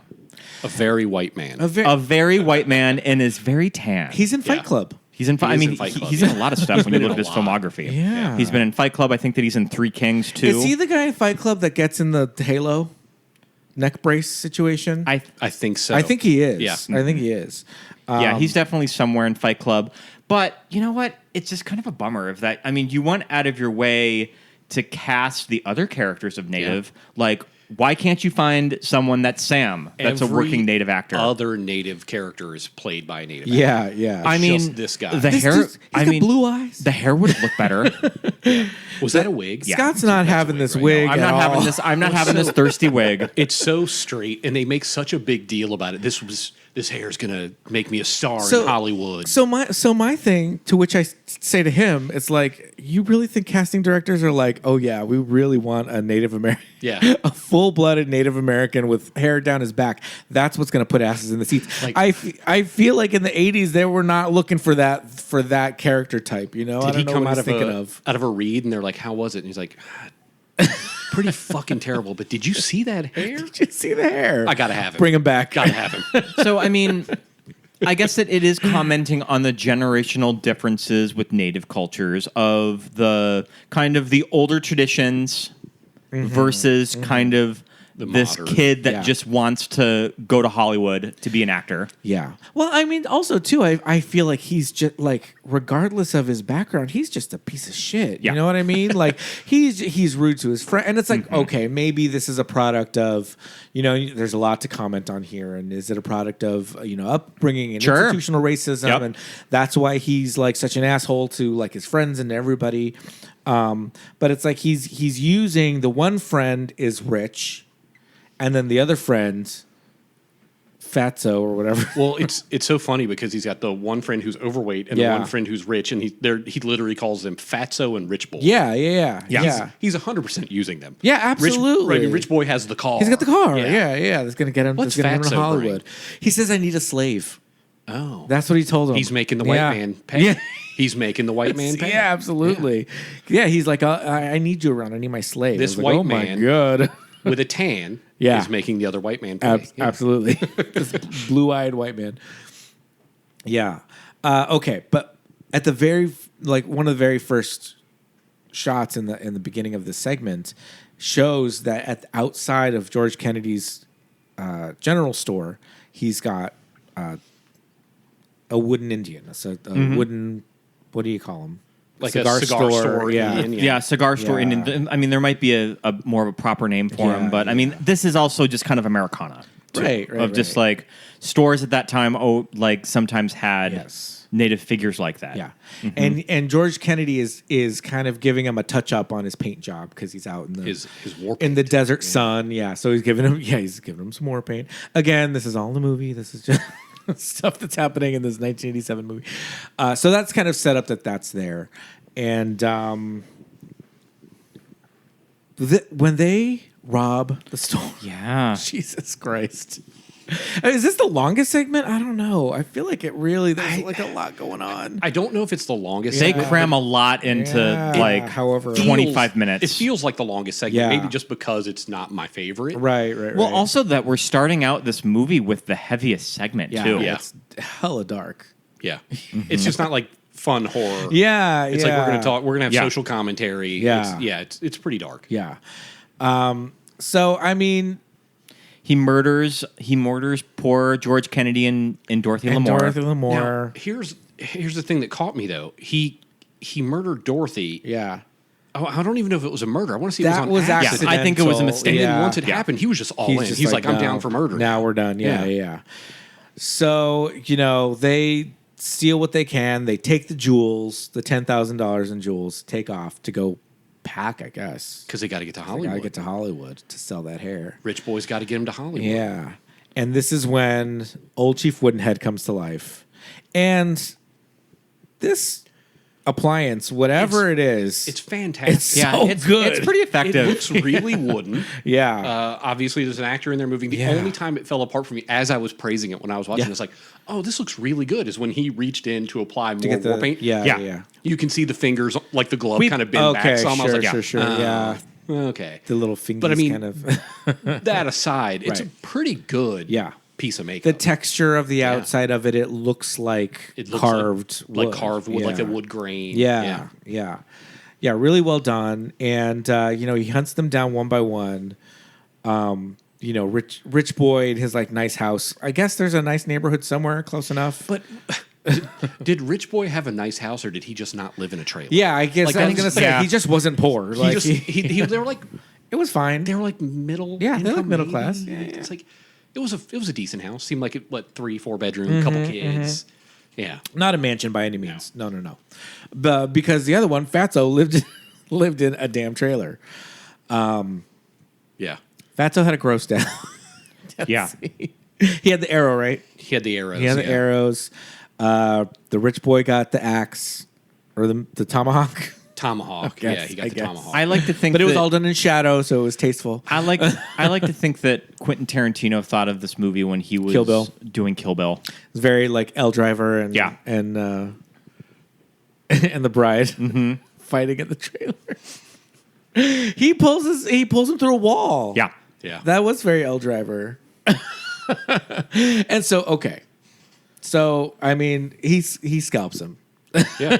Old one. Scalps Well, we the one. can't foreshadow that long hair. Yeah, Oh, yeah. yeah. You're Like, You're setting it up. You gotta so you gotta much attention to that. Yeah. you gotta do something to it. Yeah. And just kind of like the shot of the statue at the end of the movie with this just bunch of hair In his- bloody. Yeah, because in his hand. because Yeah. Pops wakes up and all of the jewelry is on his bed, and that's right, when he yeah. goes back to Yeah. the general store, that's what he finds, the statue. Yeah. This segment is not my favorite. I appreciate that it's going for something. I mean, it's definitely relying on stock tropes of Native American characters. Yeah. You can definitely tell this is written by white people. Oh yeah. Like Yeah. we're like one more minute and we would have seen the actual tear coming out of like Yeah. old Chief Woodenhead. I mean, I did like that. I mean, I guess he's a chief. I hate to say chief. Also, Right, I White know, Moon. yeah. I do like in that first scene before we get to the robbery. There's almost like a kinship or like a reverence to Right. old Chief Woodenhead. He greets him. He says goodbye to him. So what do we think's going on there though? Yeah, is this like a native curse? Like, Right, I kind of want right. answers. Yeah. and I know a lot of '80s horror didn't give you answers. Yeah. Like, here's a monster. It's a monster. Get over it. Especially You in know? anthology movies. Yeah, In, yeah. 'Cause we in don't- all three of these, We there's don't no have answer. time for lore. Yeah. Yeah. It's no one of those backstory. things. I mean, I don't know if anybody's wanting to have new passes of any of these shorts, but I feel God, like no. if you actually had Native American filmmakers do a pass at this, I would be curious to see how you would update material Yeah. like this. Yeah. Yeah, I'm not sure. Yeah, not my favorite segment. But the next one actually is your favorite. Oh yeah, I mean, it's The Raft. I think it's my favorite as well. it's all Gaiman's favorite section of this movie. This is the reason I we feel chose like- this movie. Whenever you're talking to gay guys about Creepshow, The Raft always comes up, and these two cult models. Not Colt Mo. Yeah. I mean, they're the casting people. They knew they were onto something with these four. Okay, this segment. There's not a lot of setup. It's very simple story. Okay, so this is one of my favorite sort of subgenres of horror is just kind of characters that are held in one place and there's imminent death involved. This is good. This- I kind of think of the book and movie. The book is a little better. Scott Smith's The Ruins, Okay. where they're Yeah. trapped on a I've hill heard and there's good like things. Yeah. there's this alive vegetation and ivy that is like eating them alive. I think open water. Yeah. See, this gave me teens traveling to a destination and they all don't make it out vibes, like Cabin in the Woods, Yeah. Evil Dead. Yeah. Yes. Yeah. Yeah. So we have Deke and Laverne in the front seat, and we have Randy and Rachel in the back seat. Yeah. And Deke is driving this yellow. Is it a Malibu? Deke really I thought it was a looks Trans like Am. I thought it was a Camaro. So yeah, maybe a Trans Am. Yeah, could because this is '87. So I feel like if it was a Mal, that would have been just an old car. So yeah, it was probably more like a Trans Am. I think you're right. Paul Satterfield definitely has Deke. the 80s porn star look about him. Jeez Louise. Yeah. He looks like a cult model. He is like Billy Zabka, like Like times 10. Tall, blonde, that like perfect curl. And the hair is Yeah. so good. I thought watching it, he is just like he's very similar looking, like a step removed from Christopher Reeve. Yeah, absolutely. He's got He that could look. be He's a- got like the same features, nose, they could be Yeah. they could be jawline. cast with Yeah. brothers. Yeah, If they he- definitely if- could be his brother. If yeah. he's in a black wig, yeah, Yeah. it would be uncanny. I, as a kid, remember they're passing around a joint as they're driving down this windy road, and I'm just like, they are openly taking drugs in this Oh my movie. I'm like, gosh. this movie is subversive. This movie is out wild. I was like, this is the kind of movie I'm watching. What is this? Is for adults only. As a kid, I'm thinking, wow, they're pretty. I mean, you see kids drinking in movies all the time, beer or whatever, but I don't know, you don't really see, at least in movies aimed for like teens or whatever, you don't really see them like passing joints around, at least in the 80s. So I was like, wow, okay, this is where we're going. This is some heavy shit right here. So we don't know where they are, but we do know it's almost Halloween and they're driving out to a lake to go swimming. yeah. And I don't understand this whole dock situation. There's this dock. There's a floating dock? that's in the middle of this pond. Yeah, that somehow people who live on the lake bring the dock in the off season in the winter. Yeah. And they're just right before they're doing it, and all the people who live there are gone. All the snowbirds are gone, so they're going to go swim in this freezing cold lake. And Deke, who's driving, just has this kind of like his attitude. I don't know. He's just very like alpha, just joking around, Just devil may care, just like doesn't. calling Is it, everybody names, even his girlfriend. Is it Deke's like, all that. girlfriend, Laverne, that just has a very 80s look about her? Yes, yeah. Laverne, I almost thought she was in Can't Buy Me Love, but she's not. Like, looks very 80s. The girl in the back, Rachel, looks straight out of Carrie. Like, she looks super 70s. Yeah. And then Randy is just blonde, curly hair, like cute boy in the backseat. Love it. This is stupid shit that we would have done in college Okay. in Montana. Oh, yeah. Like, I remember jumping into, like, A 50-degree lake? cold bodies of water. I remember No. us going to a brewery in around Flathead Lake, and then our way back, we jumped in Flathead Lake, and it was fucking cold. Yeah, see this short always stuck with me because as a kid growing up in the South, in the summer you go to the river. Yeah. You just go to Same. the river. Yep. You're having fun in the water. You go floating. Yep. Yep. You go down the river in an inner tube. There was one spot that my mom and her boyfriend always liked to take us to. Yeah. And it had a dark spot. What does that mean? Sure. It was it's really deep. It was deep. And you could feel how cold it is. When you Yep. got over it, it was the coldest. I would do because of this short, I would do my damnedest to swim around the dark spot. Just in case. It was this one dark spot in the Yeah. water. Oh, no, and I that's was creepy. like, not doing it.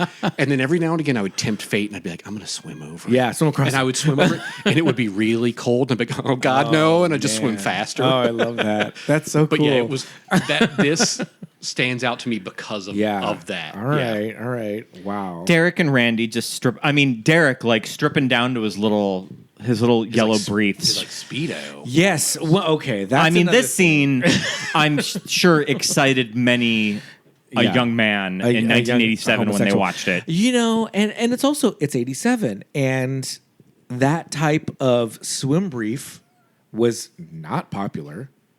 Yeah, it was kind of going out of fashion toward This kind is- of in the back end of the 80s. You wore this if you swam like on a team, like, you know what I mean? If you did it If you like were like a professional, like a team swimmer. at school or whatever. But you didn't wear it to go swimming at the pool or like at the beach. At least in the States. In Europe is a different story, but in the States it was very much like that is okay. And that yellow, that like banana. And yeah, that shit was just like, all right, here we are. I think they were given something for the boys watching. Sure. Did they know in 1987 that the horror community was populated by a bunch of queer? I don't know. I felt like Dudes, Romero was pretty tapped in. Like maybe he knew. I Okay, mean, maybe all right. Romero knew what he was right. doing when he wrote this. I mean, segment. there's something for everybody in this movie Yeah. because Laverne and Rachel are pretty cute as well. But okay, so the whole thing is that it's really cold, right? Deke gets in and he runs in, and what I noticed in this movie is that he has like a joint and a lighter in like a film canister. Yeah, he kind So of it doesn't tucks get it in his brief. so it doesn't get wet, so he can swim to the dock with it. So he gets in. He's like, "Holy shit, it's cold." The other dude, I forget his name already, jumps in. Randy. He's talking about Played like by Daniel Beer. Don't go too fast. You're gonna get hypothermia. Your heart could stop. Like, it's too cold. When the girls get in, Rachel is wearing cutoff jeans and a sweatshirt, and just gets in the lake in a sweatshirt. And I'm like, more clothes, wet, clinging to your body. Yeah. I feel like more cold. You're just gonna be cold. Yeah, longer. I'm like, take a like less. I don't know. Maybe that's just stupid, but and yeah, and Laverne. I feel like Laverne's just wearing like a bathing suit. I think she just took off her sweater. Yeah, she had like she a had a t-shirt. bathing Or suit, whatever. Yeah, so she just jumps in. Okay, this. We get a shot of this. It looks like an oil slick. Well, they say it looks like an oil Yeah. slick. I gotta say, this first scene when you see this creature, it is wildly Yeah. unintimidating. Yes. Okay, It so looks like a trash bag. looks like a so trash bag. Tom Savini Yeah. has like talked about, because Tom Savini helped do the rigging of this blob creature. Yeah. And he kind of talks about They just couldn't get it. That's the best that they They could just do. couldn't get it. Yeah. That is the best that they could do. Okay, so apparently Tom Savini and his wife had to get scuba certified because they had to be underwater as they were doing it. Had to be underneath it to move it. to move it. Wow. Yeah. And I think that they tried their best to make it look scary and intimidating, but when it kind of looks down to it, it just looks like a tarp with crap on it. I think when you get the wide shots where they're showing the whole thing, Mm-hmm. it looks like a trash bag or like a tarp. When they get close, when they're really trying to figure out what it is, and it looks like bubbling and oozy, and there's like sinew, Mm-hmm. Yeah. that's good stuff. Yeah. But it's just like when they're trying to show it move across the water, it's like it's like somebody just get the And I trash bag think- out of the water. And I think guys. that It's not was that just big a kind deal. of, I Yeah. think that was the best that they could do. And there's all this talk of like, swim it, we can beat it. It's like, I think you could beat it. I think you can I think I could outrun that. You can, like doggy paddle and beat it. But he sees like a duck. Yeah. Like kind of trapped in it and like, okay, It's kind of what's going on? lower and lower. Yeah. Like it's being possibly eaten. Yeah, Which is and kind those of freaky. And those Yeah. first shots, it's like it's kind of backlit by Yeah. the sunlight, so You it's- can't really you can't really tell. tell what it is. So it's creepy at first, but when they get there to the dock and he sees it, so that's when I'm like, oh shit, this segment must be kind of shorter because they get on that dock and he's like, get the fuck on this dock, get out of the water, like it starts happening. Randy is immediately Right then and there. spooked. Yes. Like as soon as he sees the duck thing, he's Yeah. like, no. Yeah. Everybody move fast. Yeah. And pulling the girls in, or up onto the dock. But yeah, I mean, we spend the whole rest of this segment with everybody just in their bathing suits. On So I this- think this that floating Rachel dock. is the first one that gets eaten by, what do we even call it? What are we calling I it? don't know, the lake monster, The lake blob. monster, the It's blob. blobbish. It kind of seems like a cousin to the blob. Yeah. you know? I mean, Did it get Rachel. bigger when it ate Rachel people, death. maybe? Rachel's death is pretty gnarly.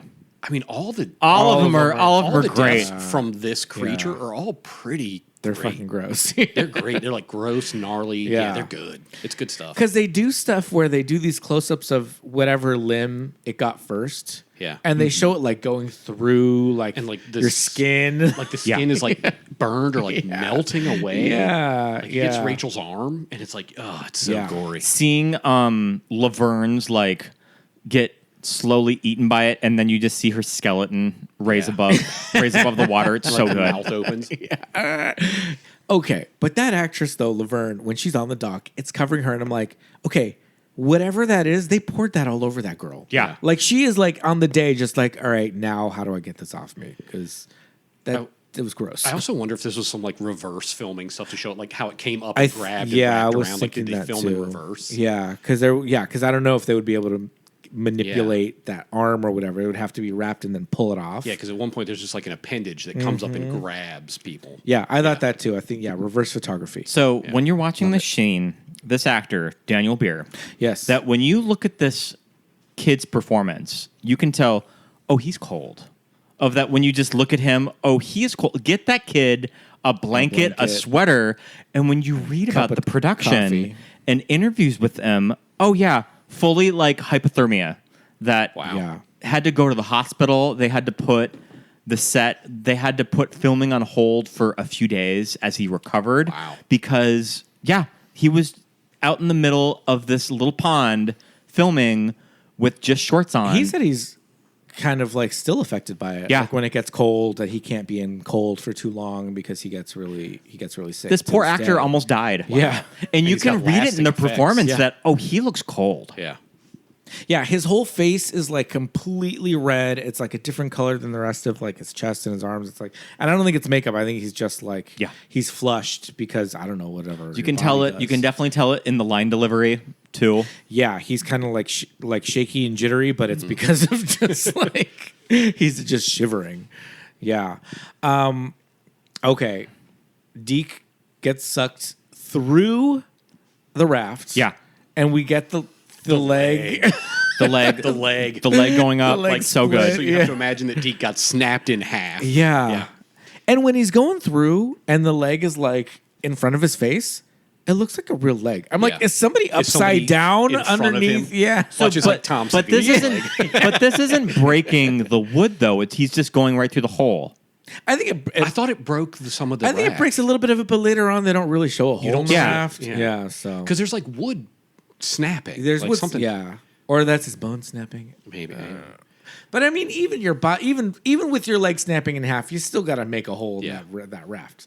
They I mean, could there had to be some kind of force to break him in half. Yeah. But that the makeup appliance they do when he gets taken is so great because on the foot and the leg. yeah, just like before you see the kind of like melting, burning flesh, but also you see it kind of go in his leg and come back out. Like it's so good. Yeah, It's so good. It's disgusting. And then poor Dick gets snapped in Oh half. my god, His death is really bad. It's It like it's really like is. anguish. He's like Yeah. screaming the whole time. It's and rough. and the other one's like trying like pulling on him, Yeah. like, but it's like, what are you gonna do? His legs like disintegrating. He's done. Like, come on. I mean, you don't even get deaths like this in the Friday the 13th movies.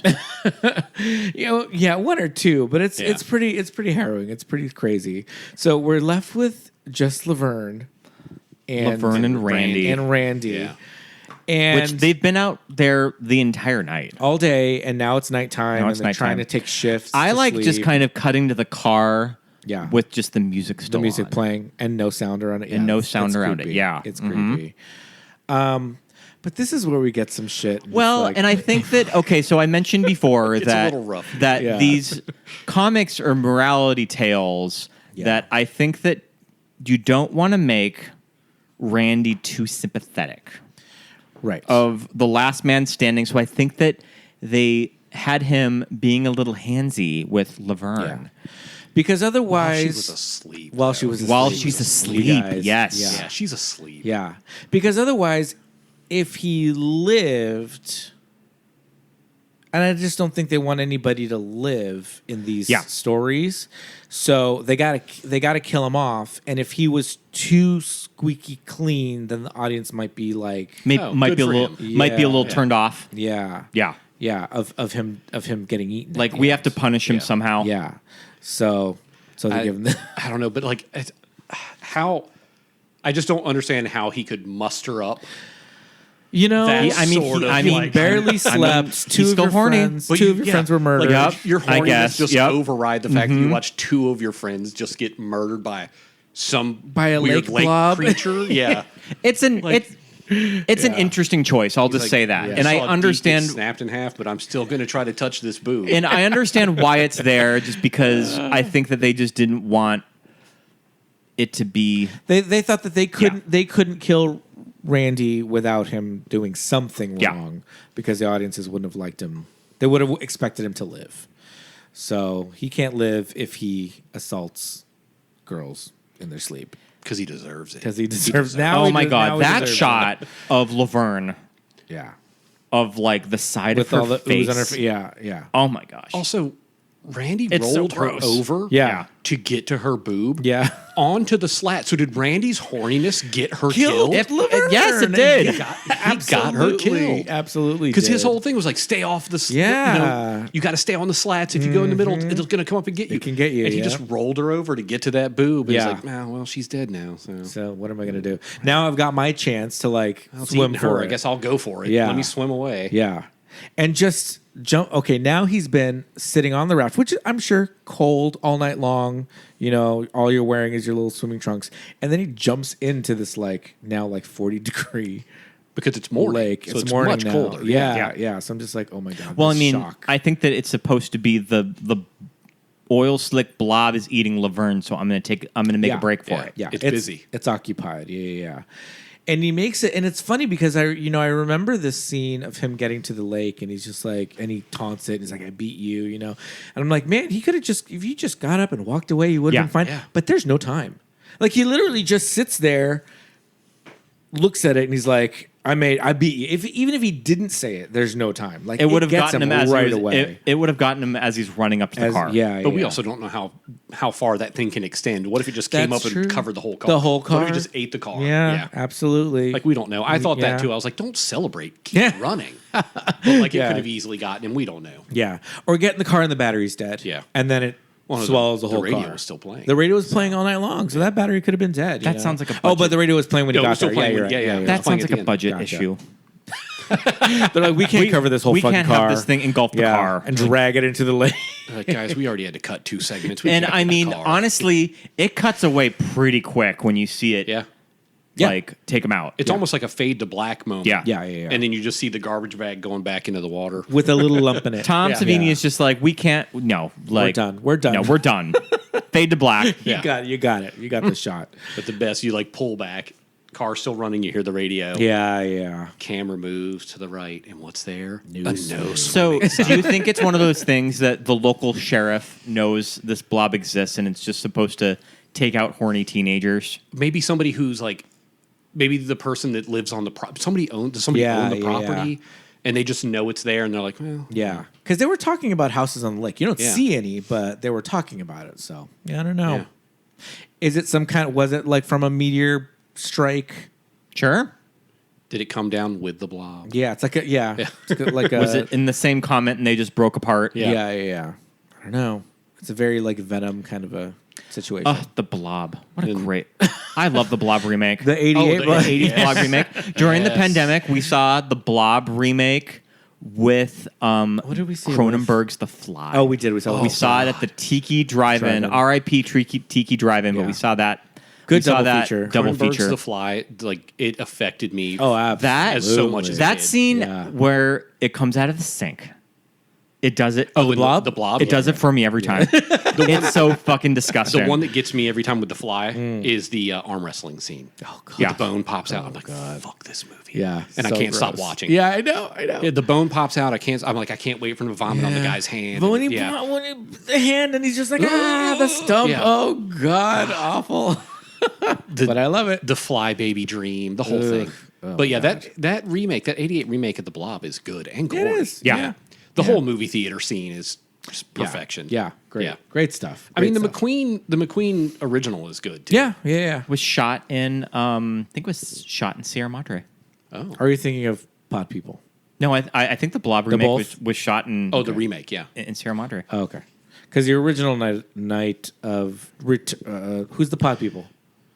We just watched Sutherland. the remake. Donald Sutherland. Invader of the Body Snatchers. Invaders. Yeah. Invasion of the Body Snatchers, Invasion of the yeah. Body Snatchers. The original Invasion of the Body Snatchers was also Sierra Madre. Is the Blob remake one of those movies that you distinctly remember having like two different endings depending on where you watched it? I don't know. Because I feel like it's that movie, and there's another movie that I swear I have this memory of a different ending, and then every time I watch it, there's a completely different ending, and that's It's a clue. it's That's on purpose. Yeah, that's on purpose. Yeah. I just didn't watch the whole movie. No, it was Night of the Creeps. Oh gosh. Oh, Night of the okay. Creeps. Yeah. I remember a entirely different ending of that film when I was a Sure. kid. Rewatched it as an adult, and I was like, "That's not how this movie That's ends." weird. Yeah, I don't know. Night of the Creeps is Bubba from Mama's Family. Rusty Griswold and Bubba from Mama's Family. Yeah. Yeah. Yeah. It's the slugs Yeah. Okay. that take over a college campus that also has some great gore. Okay. Yeah. I get that one in Nightbreed. And I mixed up. cannot, I'm blanking on the actor's name. I'm so sorry. Who was in Halloween 3. Oh, He plays the detective in Night of the Creeps. he is. A, Oh yes. Yeah. He's, Yeah. I he's don't remember a his he's name. a John Carpenter staple. Yeah. Yeah. Big dude. Tom. Always gives a great performance. Yeah. Always. I watched a B horror movie like 2 years ago just because he was in it, and he was legit just Tom a Atkins. barkeep and Atkins, showed yeah. up for like 5 minutes, and the movie was terrible. It was terrible. I love that. So bad. Is this called The Hitchhiker? The Hitchhiker. Yes. This segment is wild. So Scott, you just love Lois Childs as Lois Childs. Annie Lansing. Annie Lansing. Did you know that this actress was a Bond girl? Yes. She Oh, I plays didn't. Holly Goodhead. Which Oh. one? Which one is she in? I want to say she's in Moonraker. That sounds like a Moonraker name. Holly Goodhead. Which Moonraker was also like Moonraker was also the unofficial Bond film. Sure. So maybe. Oh, No, yeah. I'm not sorry, not Moonraker. Moonraker was just weird. Yeah, Moonraker was the one It was where they weird. went to the moon. The unofficial Bond film was the one where they brought back Connery Sean when he was a Connery. little too old. Yes. Never Say Never. Yeah. Yeah. We are going to be talking about James Bond very soon on the podcast. That we're going to be doing a James Bond movie. Little preview of Okay. episodes that come next month. But yeah, she is in Moonraker. Okay. So this character, Annie Lansing. Annie Lansing. Love her. Oh my God. So Annie Lansing, here's my question. Is she a businesswoman or is she just a fancy lady because her husband makes so much damn money? Is she like a fancy housewife? Is she like a kept woman? Yes. Yeah. Because she mentioned, okay, so the whole thing is She has a lot of free time on her hands to fuck this guy. Okay, so it starts off Annie Lansing in bed. She wakes up, the alarm is broken, and it's way later. She needs to be home, and she is with a prostitute. She's with a male, a hustler, Gigolo. a gigolo. Who likes Stephen King? Who loves Gigolo Stephen lover. King. He's in the middle of it. yeah. Yeah, he's smack in the middle of it, in between, like turning these tricks with these high-powered ladies. For what, 6 orgasms, right? Six. Oh my He God. counted. That he 6 counted. orgasms. The female multiple orgasm is real. It's alive and well. Listeners. In 87. In 1987. Six, though, is pretty impressive. That's a lot. And she only paid him $150.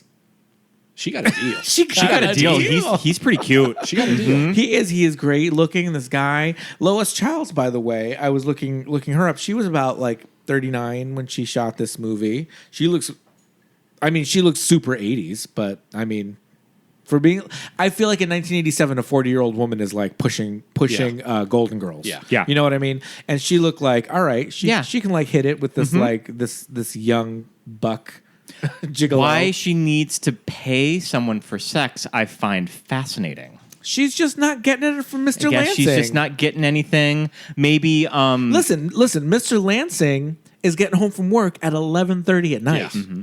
I think that she's So Also, Mr. Lansing is a little older, too. he she's did a look little yes, he older. did, when we So see did him. she marry for money? Right. or she married for money. Maybe she's striking out a little bit with just all of the men that are available. So she has Sure, to, like why isn't she just having an affair with some Yeah. guy that we she don't, knows? We also don't know Got how it. long she's been with Mr. Lansing. Maybe she's just bored. Sure. Yeah. She's Yeah, a bored yeah. housewife, Yeah. you know? Yeah, absolutely. I don't know. But when she puts herself together to leave, this is not just like, oh, I got an appointment. I got my men.com like dick appointment. I'm going to go meet him at his apartment. She looks like she's coming from a business meeting herself. She's got like the isotoner gloves and like this belt situation that like goes over her skirt that's got like bangles on it and like this necklace. She's done up like in kind of, it looks kind of businessy, but it also looks, I think it looks more businessy than like dressy. But I'm also wondering how comfortable she is with this guy, how many times she meets Right, Because she right. fully Sure. fell asleep in his bed. Yes. Yeah. Yes. Like it wasn't like a like like a are they transaction. are they Yes. almost Is it like maybe Are are they they- close to being a couple? think are they So- almost dating? Yeah. Sure. Yeah. because he complains about how much she paid him. Yeah. And he's like, oh, that was the introductory rate. And she says like, oh, you get me hooked and then raise the prices. And he's like, yeah. So yeah, it seems like they have a little bit more of a relationship than just like, they didn't meet tonight. They've been doing this for a while. I mean, she's got to be pretty comfortable just to Yeah. sleep there. Yeah. To fall asleep. Yeah, Yeah. absolutely. Which love. Amazing. Bless. Annie When Lansing. Hey, she's Annie- getting hers. She's I getting- mean, yeah. when, Six but that said, orgasms. Annie Lansing, when she gets in her car, Her Mercedes. she is, and her Mercedes, she is immediately going through it. No. Okay. So another thing about Annie Lansing is that she's obsessed with like figures. Like everything She's was like breaking everything she down. breaks everything like down. she breaks down how much each orgasm costs. Yes, It's like $25 an orgasm. Oh my god. Yeah, and every time she's just like and this whole kind of inner monologue that she has with herself about like talking to Mr. Lansing, Yeah. you know. And Oh, she's going much through Mrs. it. Lansing, Yeah. she's going through. Well, also she's late. Yeah. There was a power She outage. only has 15 minutes She doesn't wanna get that- before that her divorce. Yeah. attorney husband comes home. Yeah. Yeah. She's got to go 7 miles in 20 minutes or whatever. So she's just like, holy shit. Annie loses control at a slippery corner and she runs down this hitchhiker. Yes. With his sign that he's going to Dover. He's going to Dover. Dover is in Is it somewhere in Maine? Delaware. Oh. I think it's in Delaware. Okay. Well, I think there is a Dover in Delaware. Shows this Well, three of us where geography. where are we at? That's my question. Where are we at when I this don't, starts? I don't know where she Because is.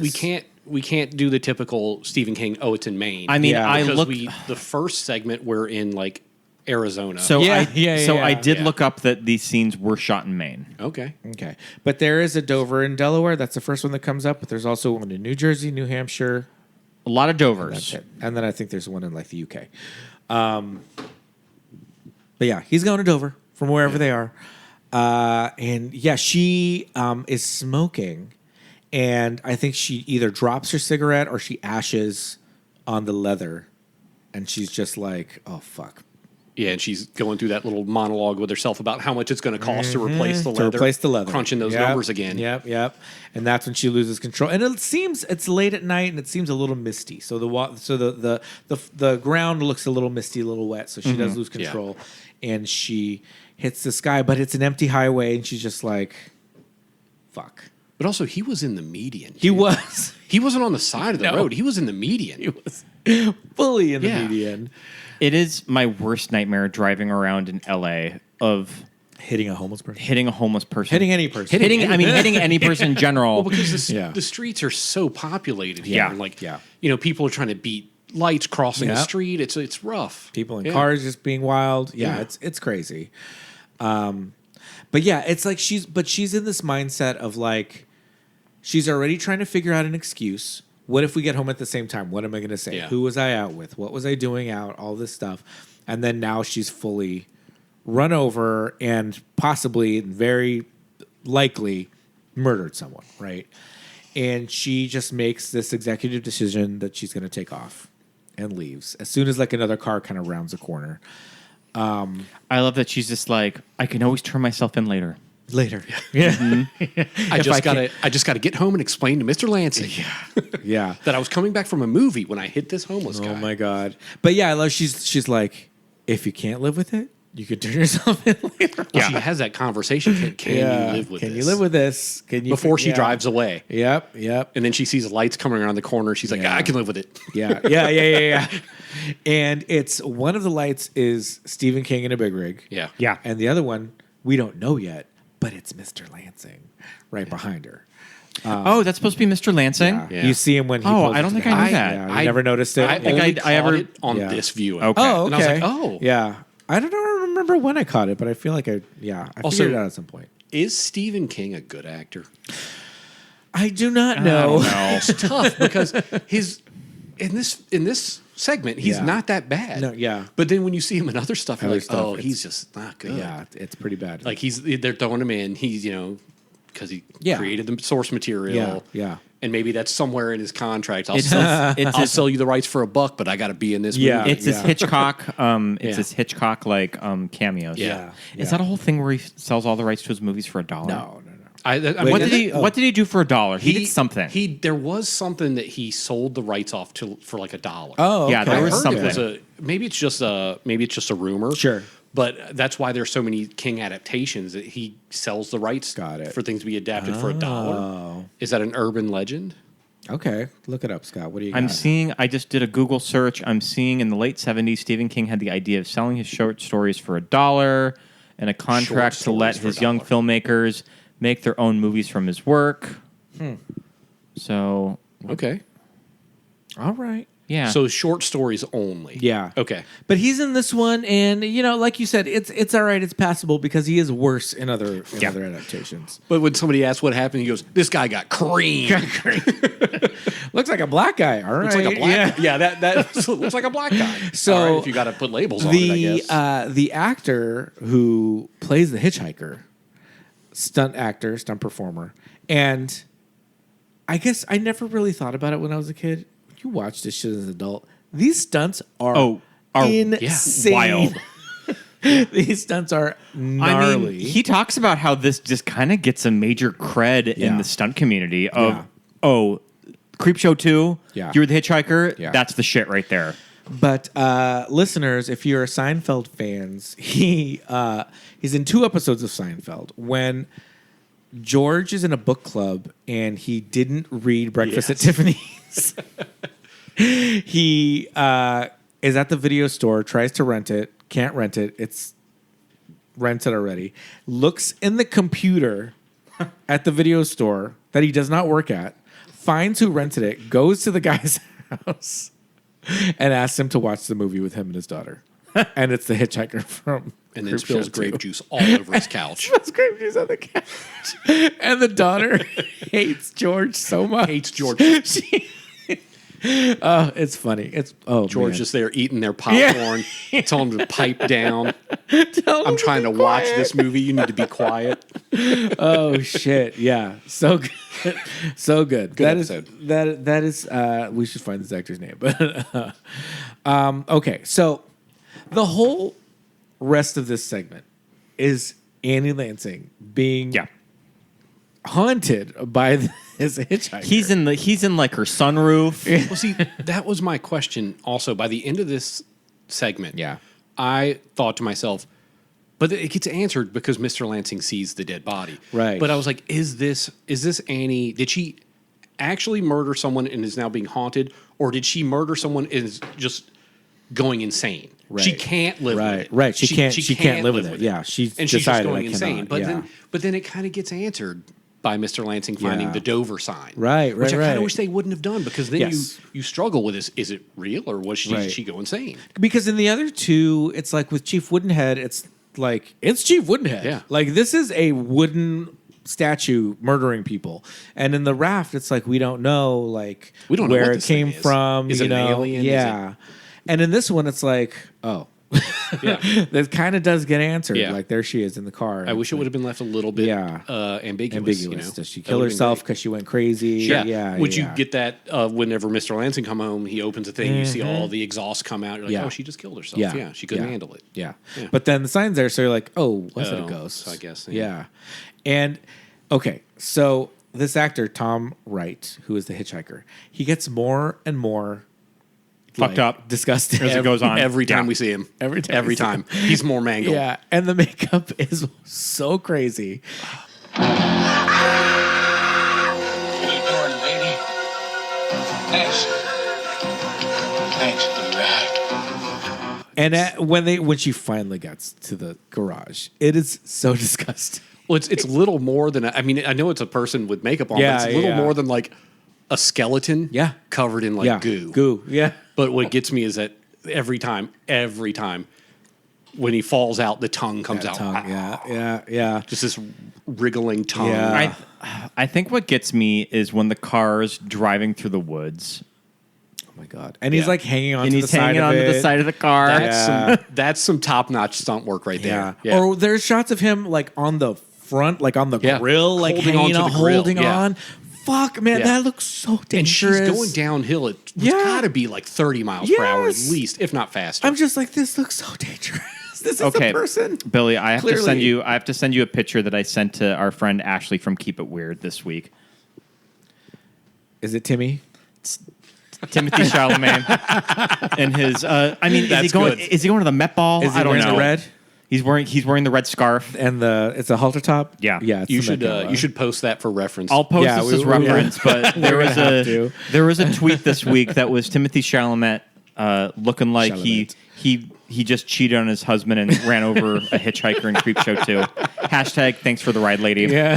Thanks for the ride, lady. Oh my god. I mean, that's something that I just assumed that all of our stupid friends were always just referencing for thanks for the ride, lady. Yeah. So I like that other people know that reference. That's the thing. And get it. That's the thing. I feel like with this movie, It's kind of a handshake movie. I thought this was something that I just knew about and was a dumb little movie and not a lot of people knew.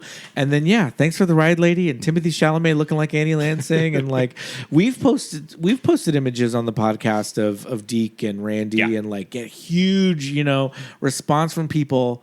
Yeah, it's like that weird this handshake thing of like, oh, you know this. I'm not the only like weirdo that Everyone can agree that the first segment yeah. is kind of a downer. It's not great. Everyone can kind of agree on that, but But I don't know why I just assumed that people didn't talk about it. I guess Yeah. I don't know. I mean, there are a few movies like that, like something that I feel like a lot of people always, when I talk about it, like, oh yeah, it's such a great movie. Yeah. But I felt like it was just something that I loved when I was a kid. It was Return of the Living Dead. Sure, yeah, Sure. yeah. Everybody knew Day and Dawn and Night. They loved those films. But Yeah. Return of the Living Dead was just this scrappy kind of like shoot off Yeah. of that Yeah. film because warring producers. But Yeah, I yeah, love yeah. that. I've And always two, wanted. I always loved two, and yeah. then Who's now, the main character of the kid that's working in the morgue? Oh, fuck. What's in his- return? Yeah, he shows up in 2 also. Yes, different character. Yeah, different character. As a different character, yeah. Yeah. Completely different character. We did a commentary for Freddie, that. Tom Matthews. Yeah. I always want to do a Halloween costume of that look. Yeah. It's a good look. And like James Karen in that movie, like Oscar quality in my opinion. He's so good. When he crawls into the crematorium. Yeah. Takes off his wedding ring. So sad. But I think when I was a kid and I first watched this movie, my sister and I would just be like, "Thanks for the ride, lady." We kind of thought this was like a little bit of more of a corny scene, and I don't know what we really thought what was going on at the beginning. We had no business watching it, but I don't know. We just kind of thought maybe the Hitchhiker is a little bit more funny, a little bit more campy. It is camp. Yeah. I Yeah. mean, it's camp. Oh, this woman Lois Childs. Yeah. riding with this hitchhiker on her car. It's crazy. Yeah, it's camp, but I don't know. It's kind of creepy though. Oh, Like, yeah.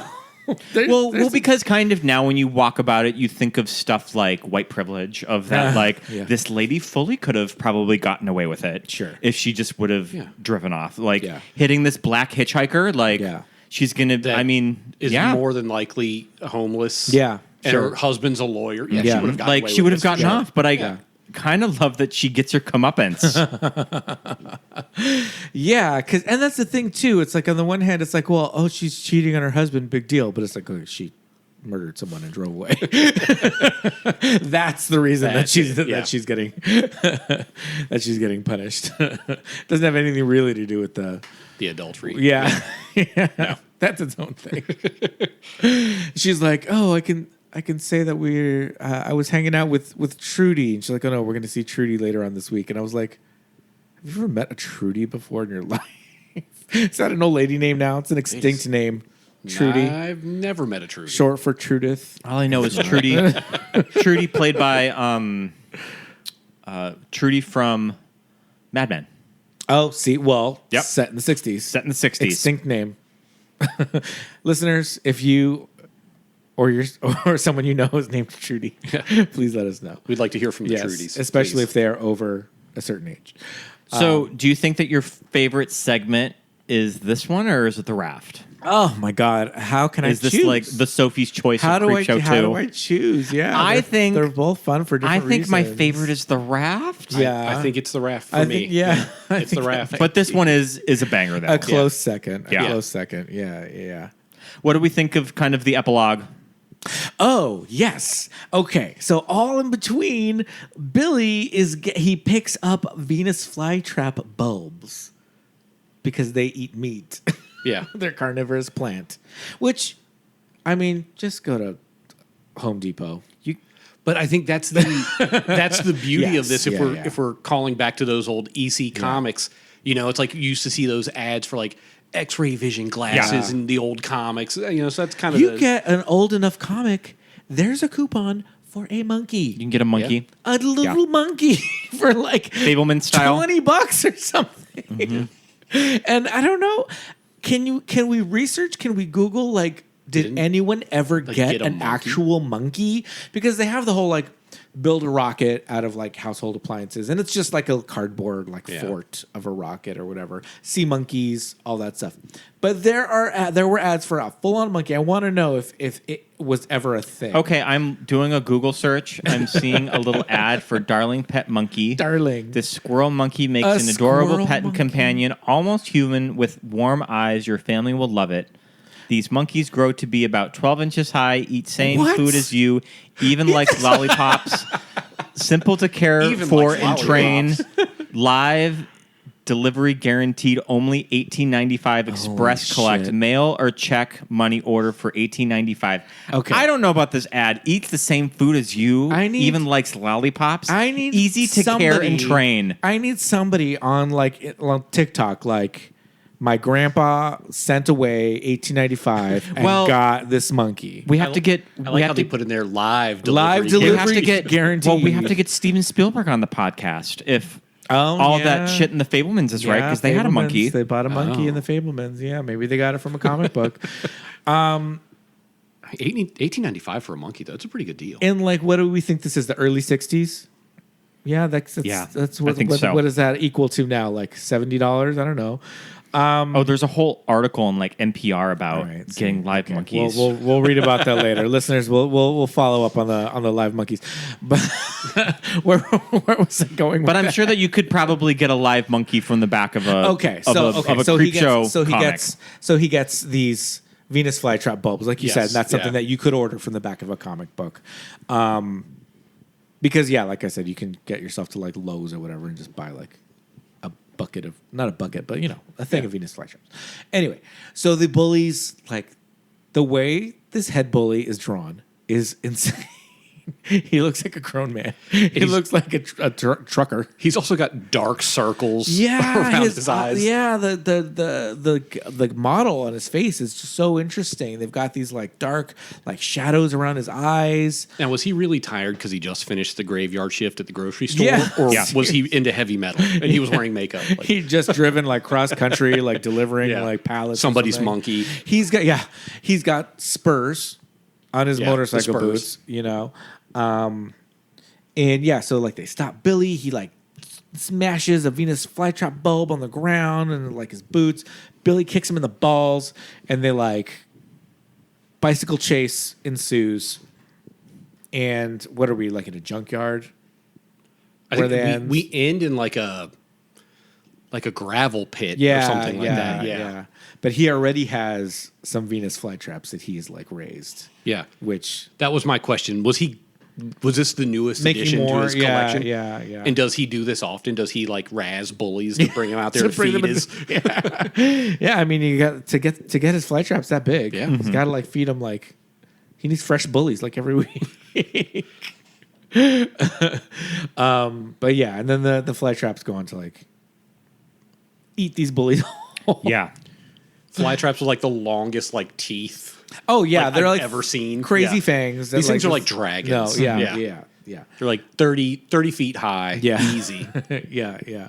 And Billy just looks at the camera and he's like, "They ate meat, love it." Yeah. It's creepy because the music is still that crazy creepy music. Wild.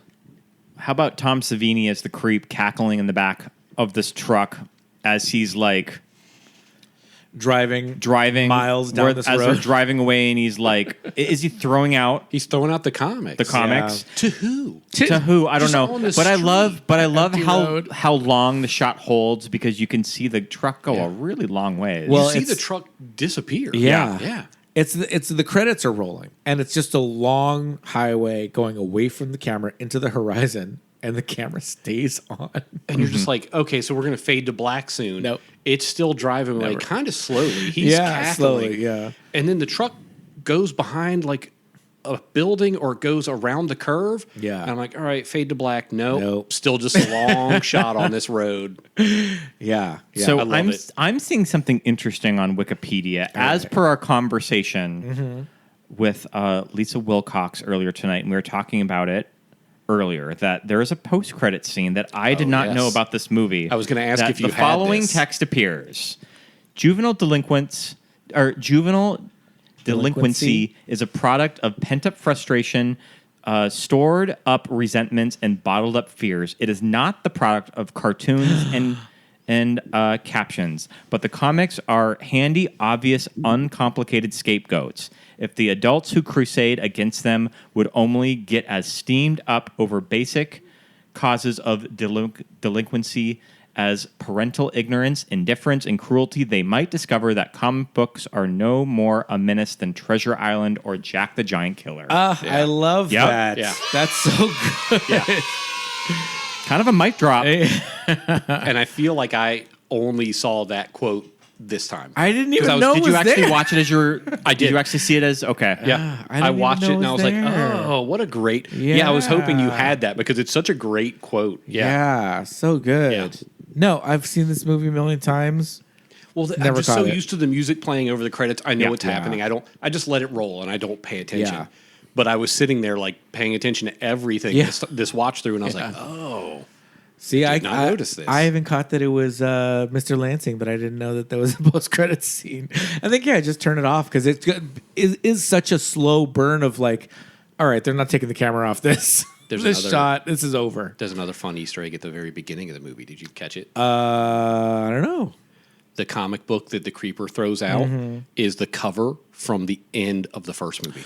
Okay. Oh, Yeah. okay. It's the comic book cover from the end of the first movie. Yeah. And now we're continuing the story. Okay. Yeah. Okay. That's a fun one. All right. At the end of And you know what? I noticed that with the show that I noticed that they did that on the show. Yeah. That they would foreshadow the next episode Yeah. okay. at the I end. love, yeah. Okay. At the end of Chief Woodenhead, there's a brief shot of the creep in like an Indian like costume. It's like not the creep as dressed as a Native American. Not my creep. not my creep. Hashtag not my creep. He's going to be canceled Oh my God, in yeah. 2023. Yeah. So okay. All right. Easter eggs abound in this one. Oh man. Have either of you tried Creepshow 3?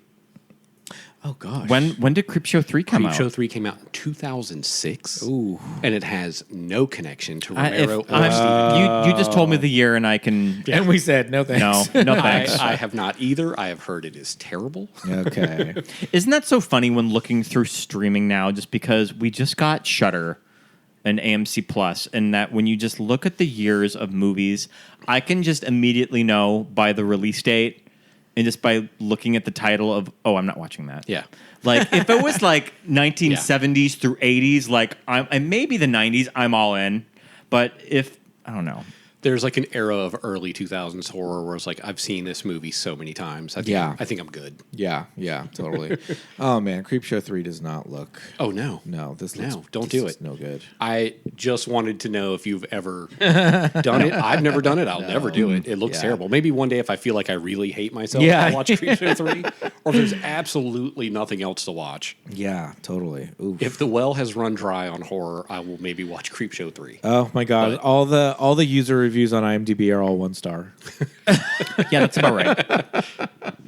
Oh, Don't do it. Yeah, we'll stay away from this one. Just rewatch Creepshow 2 over and over again. It's worth it. absolutely. It's You're really fine. good. You're fine. We watch it every October. every spooky season. Yeah, we definitely try to, and we have this great. There are great Arrow. It's Arrow video, right? Yeah, it's Arrow. The Blu-ray. Yeah, it's a lot of If great you're stuff a on there. horror fan at all, like look at Arrow's website. They have Yeah, so many. Arrow has a lot so of many good. has a lot of really Yeah. good ones. Like good Yeah. additions with like beautiful cover art. Yeah. Yeah, absolutely. Billy, thank you so much for coming on. Thanks for having me. I always love have a ton of our fun. Creepshow Yeah. 2 episode. I think went over 2 hours. No, it didn't. It didn't. We had a break, and then there was We had a some- break, and then there we was came some back. Stuff, Yeah. and we were All right. talking the whole time. I left it rolling. Okay. Yeah, I left it rolling. So Because this was one of those movies that when I picked it, I'm just like, is there enough to fill an entire episode on? But I think we Yeah. figured it out. I think so. It's Yeah. Creepshow 2. Yeah. Creepshow 2. yeah, And I think this is one of those movies of really, if you know, you know. Yeah. Of why we chose Creepshow 2. I mean, it's because of the raft. Oh, it's the raft. It's the raft. The only segment that is fully a Stephen King short story. yeah, It's yeah, the raft. true. Yeah. yeah, absolutely. I mean, it's a winner for a reason. Yeah, yeah. You know? And for several reasons. And I still love Annie Lansing. She's my neurotic. Like, yeah, love it. Oh man! All right. Well, thank you so much for coming on. We'll have you on again in the future. This was a great Oh. start. We'll to try our- to hang out. It is always fun. We'll try to hang Yeah. out this month Yeah. to celebrate October. We usually do something. Yeah. Yes, indeed. Yes, Yeah, indeed. last year we hung out and watched Creepshow 2. We did. Do you remember what we double featured it with? Return of the Living Dead. Return of the Living Dead. Can there you you think go. of the other movie? Oh, my Double, God. triple feature. Did we watch any of American Werewolf in Paris, or am I just We making that started up? We it. started and it. Everybody yeah. groaned. Yeah. We were like, this looks like trash. It's a rough watch. Oh, yeah. Yeah. Oh Yeah. boy. All right. Well, we'll have you back for some horror movie nights. And We're gonna be like waving at you like Tom Savini at the end in the back of the truck. Bold, like big gestures. Yep. Yes. yeah, bigger. All right, man. Well, thank you so much. We'll see you next time.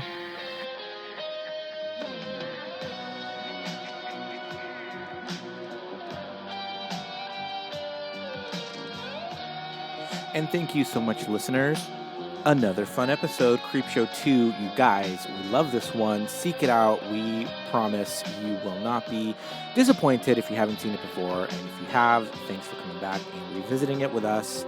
And big thanks again to our guest, Billy. Always a pleasure to have you on, man. He loves all things spooky, especially vampires and werewolves.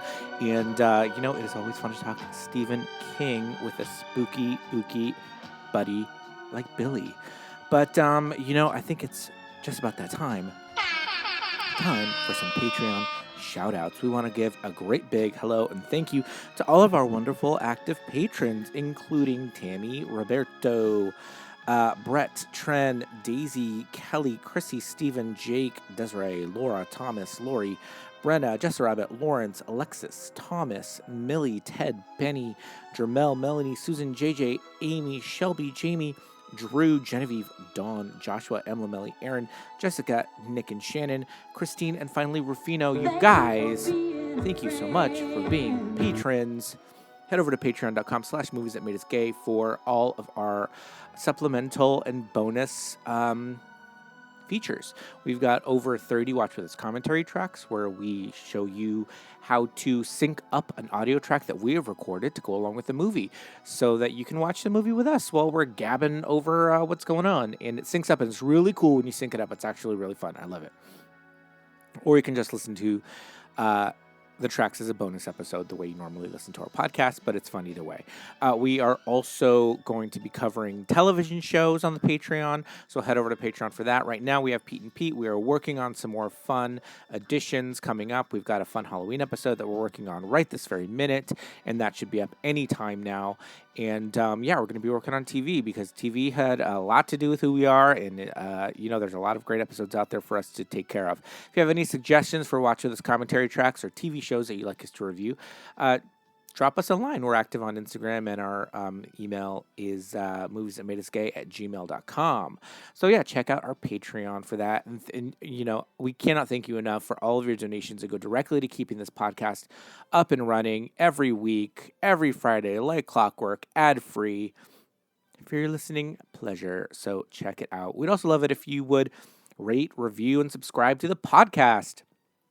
If you listen on Apple Podcasts or on Spotify, you can give us a 5-star rating. Just smash the 5th star all the way over to the right. It really helps us out. And if you have an iPhone, even if you don't listen to Apple Podcasts, but if you have an iPhone, Apple Podcast comes pre-installed. Open up the app, search our show, write us a review. We love those reviews. We'll read them on another episode. And all that stuff, reviews, 5-star ratings, all that stuff really helps the show to get recognition and to get spread far and wide. Somehow it helps, but it really does. So thank you so much for doing that. You can also follow our socials. We are at Movies That Made Us Gay on Instagram and Facebook. We are most active on Instagram. We're on X, formerly known as Twitter, as well as Threads and Blue Sky, but we're just not that active on those. We'll get going, but for now, Instagram is where it's at Movies That Made Us Gay. And give us a follow. Be sure to interact with all of our posts. Like them. Send them to your friends. Comment on them. Repost them. All that fun stuff. Again, it really helps for the show to get, the word spread out about it. So keep listening. Keep liking. Keep reviewing, keep doing all those things. Listeners, we love you so much. We couldn't be where we are today without you guys. Thank you again for everything. And we'll be here next week. Oh, if you want to follow our personals, again, feel free. My name is Pete. I'm at Peter Lasagna on Instagram and X, and Scott is at Scott Youngballer on Instagram, and you can also follow his Letterboxd, and it's pretty much the same as mine. If I had one, it would be the same thing because we watch the same movies pretty much all the time. So check out our Letterboxd, and it'll give you a sneak peek into the future of what we're watching for the podcast. So check that out. Just search for Scott Youngbauer. Until next week, everybody. Thanks for the ride. Bye.